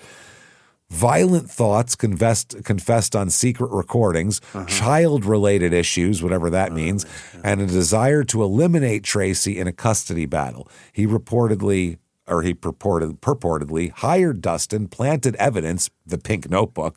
Michael planted that before he went to fucking Minneapolis, yeah. Paid his alibi witnesses, the guy in the car with him, sent crime scene photos, including the top secret evidence to others, and fled to Australia with the children against court orders. Roberts was placed in witness protection, which they called a sham, and testified for the prosecution instead of being investigated. They said he failed a polygraph. They said 99% deceptive on key questions per some claims. Yet Smith relied on him. There's no claims. I haven't seen any. And no sources cited there. I don't know where that is. These are just all wild ass claims. Literally per some claims is not enough to put something in writing. The prosecutor, Ben Smith, they say engaged in gross misconduct and conflicts of interest. It's gross. So gross. She said she shot him, man. That doesn't matter. It's Ben Smith's fault. Maybe Ben Smith shot him. I think maybe that's what they said. That Smith was a close friend of the Roberts, which we don't know that. At the time the thing happened, he was 23 years old, so I don't know how he would have been a close friend there. They said prior to that, he helped Roberts' prior child abuse conviction, advised him on dodging child support, and jointly applied for business financing with him. This is all later on. Oh, okay. They said when that failed, Smith allegedly charged Tracy to cover it all up. That's a real big stretch. Wow. They said that Smith married the daughter of Mary Higgins, who later gave There's 400 people here. There's They're 400 all people. Connected. They all know each other. Don't take this person's married to that person. Don't do that. As long as the jury isn't married to one of them, couldn't give a fuck. It's fine. But this is all, They said that raised perjury and bias issues, suppression of exculpatory evidence. They claim that they ignored or hid Dustin's own handwritten notes claiming that Michael Roberts hired him to kill Richter, withheld discovery documents, dismissed the failed polygraph of Michael Roberts while using paid ones, they said. This is a lot of claims with zero evidence. You can just type this on the internet? You could type this on the internet and it's You're fine allowed to somehow. just say that? It seems like it, especially if it's about a person. If you say some person orchestrated this and murdered, that should be libel. Threw away... Right? If there's no court evidence to back it up. That's crazy. You can't just say that. Especially if it's been adjudicated completely and in a different way. Right. Makes no sense. Jury? We can say she's a murderous asshole because a jury said that. Right. So that's now fact in the world. That's if you wanted to sue us, you would have to prove you didn't kill someone, which you obviously can't do. Which is because That's you're why in this jail. is legal. Because you're in prison for killing someone. Murder that we're calling you a murderous asshole about. Exactly. So that's how that works, kind of. So, they also say that they claim witness intimidation. They say they threatened former prosecutor Earl Hardesty and others with arrest to suppress evidence and filed a motion to squash, which I think they mean quash. No, it's legally it's squash. I think it's squash, to block Meade from sharing proof with Richter's attorneys. They also claim retaliation. They used over 100, they said used over 100 investigatory subpoenas on Ripoff Report, Eccentric Ventures, and Meade to silence critics, violating privileges and launching a civil rights abuses campaign. Also saying the trial and conviction were tainted based on an arrogant and baseless assumptions, perjury, and propaganda, e.g. misleading Dateline coverage. That was after the conviction, 6 months after sentencing, as a matter of fact. So I don't know how that would change it was retroactively. An report, James. It's very arrogant. That Keith arrogant Morrison, he's known for it. They said Smith sought fame, not justice. Exculpatory material was never presented to the jury. Smith is the prosecutor, by the way. Nobody knows who he is, so didn't get that fame. Here's some key quotes from the posts. An innocent woman is sent to prison for life without the possibility of parole for protecting her children during a brutal home invasion. Based on information and belief, Michael Roberts orchestrated the deadly home invasion. He planted evidence, a pink notebook, paid alibi witnesses, and much more. Quote unquote. Wow. Then Meade pointed out that notes in Dustin's handwriting claim that Richter's first ex-husband, Tracy's first ex-husband, had hired Dustin to kill Richter. That's the Pittman one. This ex-husband had been a witness for the prosecution against Richter instead of a suspect. So that means he's guilty, obviously, according to them. They also report secret audio of Roberts confessing his motives, Michael Roberts, videos, discovery documents, and public records offered to law enforcement and the media, updates through 2018, report number 938843, updated January 17, 2018, celebrating the dismissal of criminal charges against Meade with prejudice and tying it to Smith's failed retaliation. So the ripoff report framed itself as framed the post as protected consumer speech exposing corruption.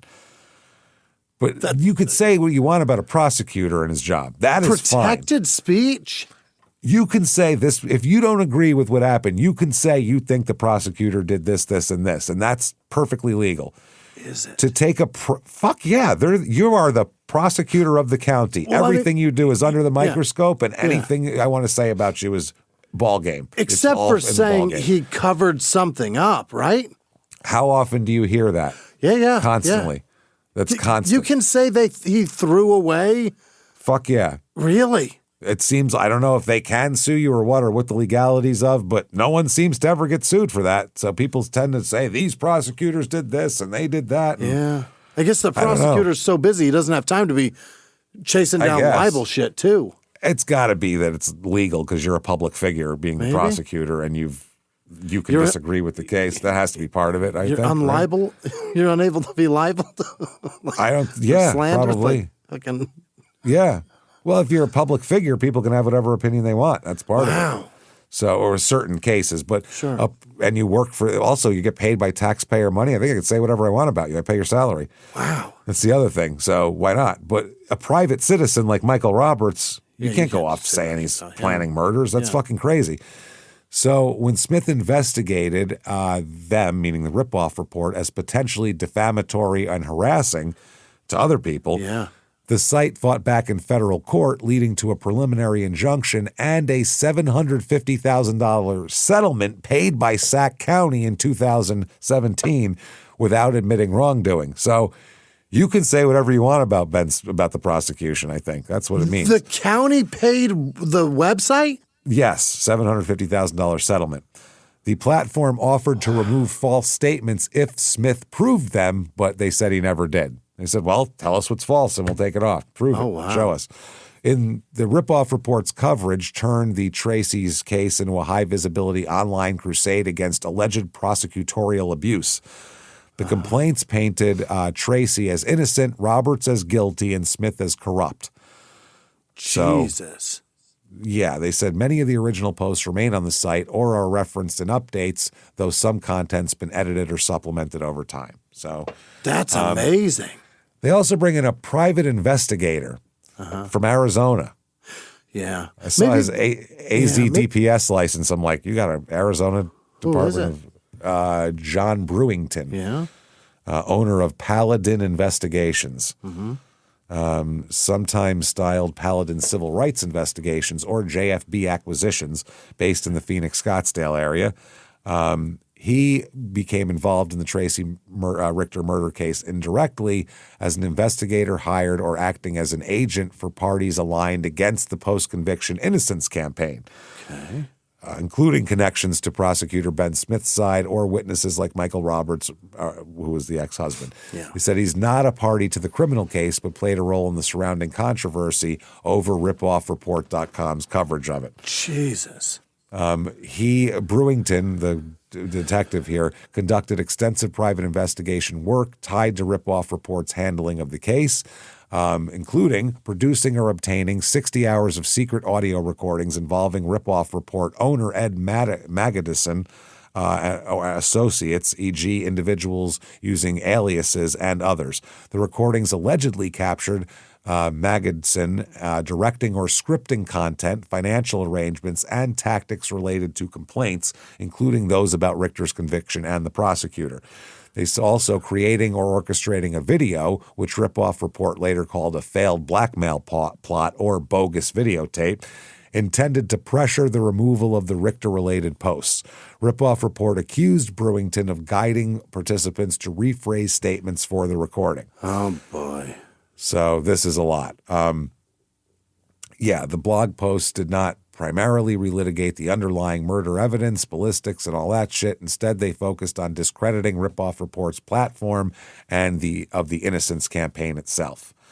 Now, the blog appears to have been active primarily during the 2012 to 2015 litigation period, meaning his blog, the private investigator's log, and nowadays does not load any relevant content, so you can't get it. Now, they said that Brewington was named in federal court filings as one of Smith's, quote, agents, with plaintiffs seeking orders related to materials he received or distributed. His work and blog fueled accusations from Ripoff Report of witness intimidation, evidence tampering, and counter-campaign and retaliation. Yeah. Holy shit. 2014, Anna Richter, Tracy's mom, reports emerged that Anna is under investigation for allegedly harassing prosecution witnesses online. Holy shit, these people are a nightmare. Yeah, they seem like they're all class, huh? 2017, she appeals again. Yeah. Based on among her arguments were that the defense team at trial failed to point out an error on a model of Dustin's body when discussing the shooting, and that one of her attorneys should have withdrawn because she wanted to call them as a witness. Oh. The Court of Appeals rejects all of her shit and says, keep fucking off. But lady. I wanted to have a talk. But I want it to work for me. Now, Tracy remains incarcerated and at Mitchellville, Iowa, in the Iowa Correctional Institution for Women. She maintains her innocence to this day. And Michael Roberts and the two younger children had relocated, and Bert's out there with a really stupid tattoo. So, that's what's going on there. That, everybody, is early Iowa, and you can see why this really stirred the town up a lot. Not only is it a murder, but crazy shit. Fucking crazy shit. So, if you like that story, get on whatever app you're on and definitely tell the world about it. Give us 5 stars. It helps a ton. We don't know why. Head over to shutupandgivememurder.com. Get your tickets, everybody, for live shows. Come out to it. They're so much fun. You're going to love it. Trust us. It's so much fun. Next one with tickets available is May the 2nd in Denver. There's a few left for that. And then Royal Oak, Michigan, and on May 30th. Buffalo and Salt Lake City are sold out. We also have shows after the summer in September, September 18th in Milwaukee, September 19th in Minneapolis, and then Dallas, and then we have San Jose, Sacramento, Tarrytown, Boston.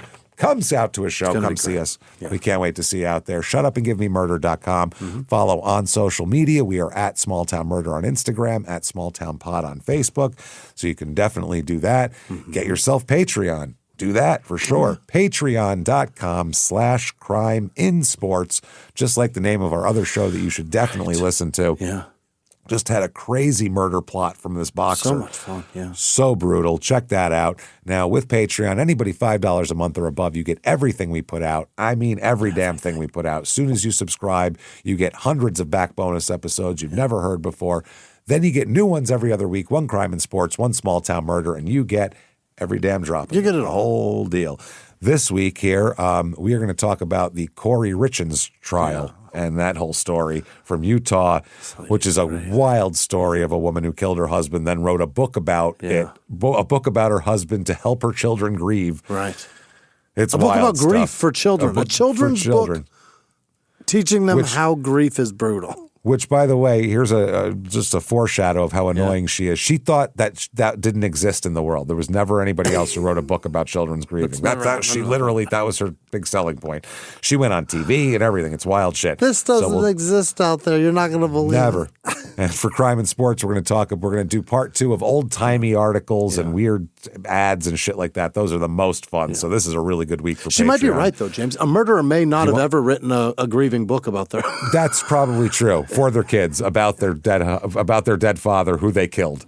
Probably not. So, crime and sports. What was I don't even know where I was. The articles crime and sports, old-timey articles. Old-timey Yep, articles. Those are a lot of fun there. Yep. So do that and join up. And you also get everything we put out, which is all of the shows we put out, all ad-free as well.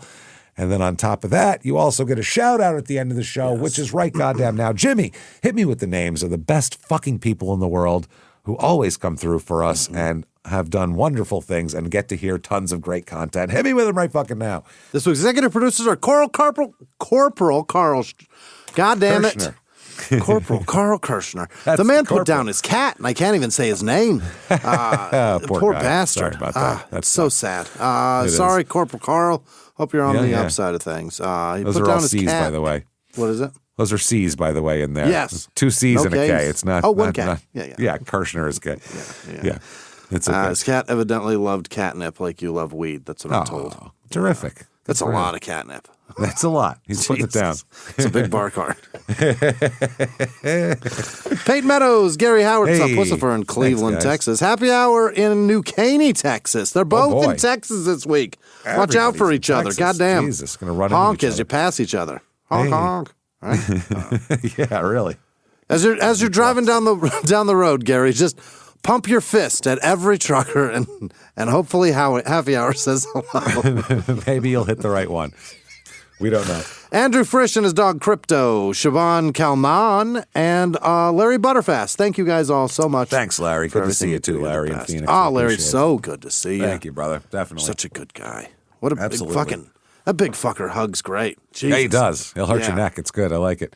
Yeah. Other Feels producers good. this week: Panthea, Renee, Nicole Zerdetsky. Oh. Happy Hour just wanted me to say that name. For whatever reason, he enjoys Hey. that. Ryan Bender, Janice here for Hill, Lauren Mercurio, Natalie Legrand, Charles Holtzclaw, Bean with no last name, Caleb Sweet, Lauren Landon, Kenny from Iowa, Mara Tanner, Courtney Kreckelberg, Sensical with no last name, Kevin with no last name, Ash Kent, Lyle with no last name, Josh Cabau, Lindsay Huta, Mark Twain, I doubt it, Kelly thanks, Goodman, Annika, Damian Hrunka, James with no last name, Josh Covington, Zach with no last name, Nick Johnson, Ashley Cross, Amanda Falk, Danny Lockwood, Astute Fruit, Skip with no last name, Danielle Lockwood, Heather Jimison, SD like San Diego, Stacy Okay. Birdwin, Cody with no last name, Christy Gardner, Erica Klein, Mackenzie Dixon, Caroline Birch. Or Caroline, right? Is it Caroline? Or have we agreed on It that? could go either way on that one. It could be possible. Caroline or Carolyn, depending on who you. All right. I just want to make Mostly sure. Carolyn is with a Y, but sometimes. See? they can- Yeah. Two N's and an E? I don't know. This is just Tough. Caroline, like North. Think so. Yeah, or Sweet. Brandon Brown, Gary Landry, Andrea Soup, Harley Marshall, Brian Pearson, Kim Murray, Kate Arango, Leah Ownby. What is this? Clifford Walraven. Walraven? Walraven. It's like Walgreens, but also Raven. Yeah. Wall what it Ravens. is? Come on down. There's sales. I'm trying to look to see if that's an I or an L. I'm going to have to start using bigger font. That's embarrassing to say out loud. Rachel Marks, Jackie Pasco. You got so close to the screen, guys. Like mouth open, like what's going on? I got real close, and Squinted. it looks exactly the same as back here. Put his glasses up and down, did one of those, like a Mr. Magoo. What the fuck is happening here? Chris Patterson, Dustin Brown. Was this one of those visual, what do they call those? I don't know. When things look different, but they're not? Optical illusion. Bingo. There you go.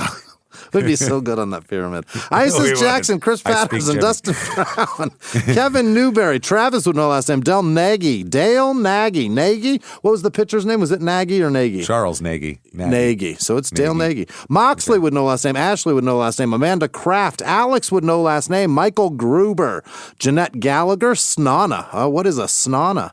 No last name. I don't know if it's a first or last name. Sneaky Julia Nana. Schreiner. David Fox, Scott Johnson, Adam White, Candace Flower, Michael M., Shaden, Milne Sparks, Vanessa Meyer, Colo Doc. I imagine that's a colodoc, like a colorectal doc. Oh, boy. We got to go get our asses checked, by the way. Yeah, Corey we know that. Samus, you're doing it. Seth with no last name, Kat with no last name, Kelly Hipwell, Janice Lamont, Michelle Schmale, Mark Rouse, Alexis Stanky. All right. John with no last name. Rachel Lindsay. Rachel with no last name. Possibly somebody with 2 patrons.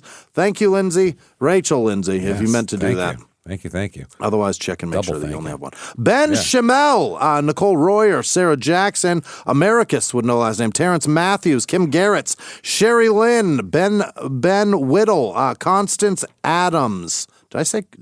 Nope, sure didn't. Kylie with no last name, Lindsay with no last name, Sherry with no last name, Ash Oss 31, Sam Setterston, Steph Saline. I wonder if she's related to the people who do the saline cobras and shit. Are you related to them? Do we have saline money now? Noah Gascon, C. Rag, that's gross. Max Huisman, Huis Huisman, that's fascinating. Casey Mihalik, Mark Chandler, Rebecca Jones, Beth Hudson, Kevin Schlemmerhorn, April Rose, Archangel Otaku, Emmanuel Alexander, Cody Austin, Bradley Camano, Rhonda Anderson, Brandon Loveday, India, Russell, Ronald Pashen, Grace Somerville, Just Bree, Machiavellian Cheese, fascinating, Big Wally, Rochelle with no last name, Cynthia Berry, and all of our patrons. You're the fucking best. Thank you so much, everybody. I can't tell you how much I appreciate. We appreciate every goddamn thing you've done for us over the years. You want to follow us on social media? Shutupandgivememurder.com has drop-down menus that'll take you every damn place you could possibly want to go.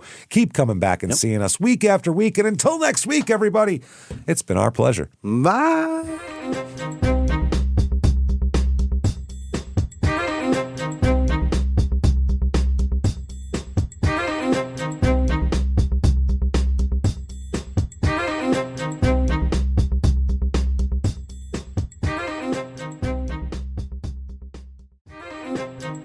Hey, everybody listening to Small Town Murder out there. Yeah. Hi. Hello. Good to see you out there. I'm here with Jimmy, too. And this is an ad, but not an ad for a product. This is an ad This for is the best tour kind. dates. Yes, Yeah. come see a live show, the 2026 tour.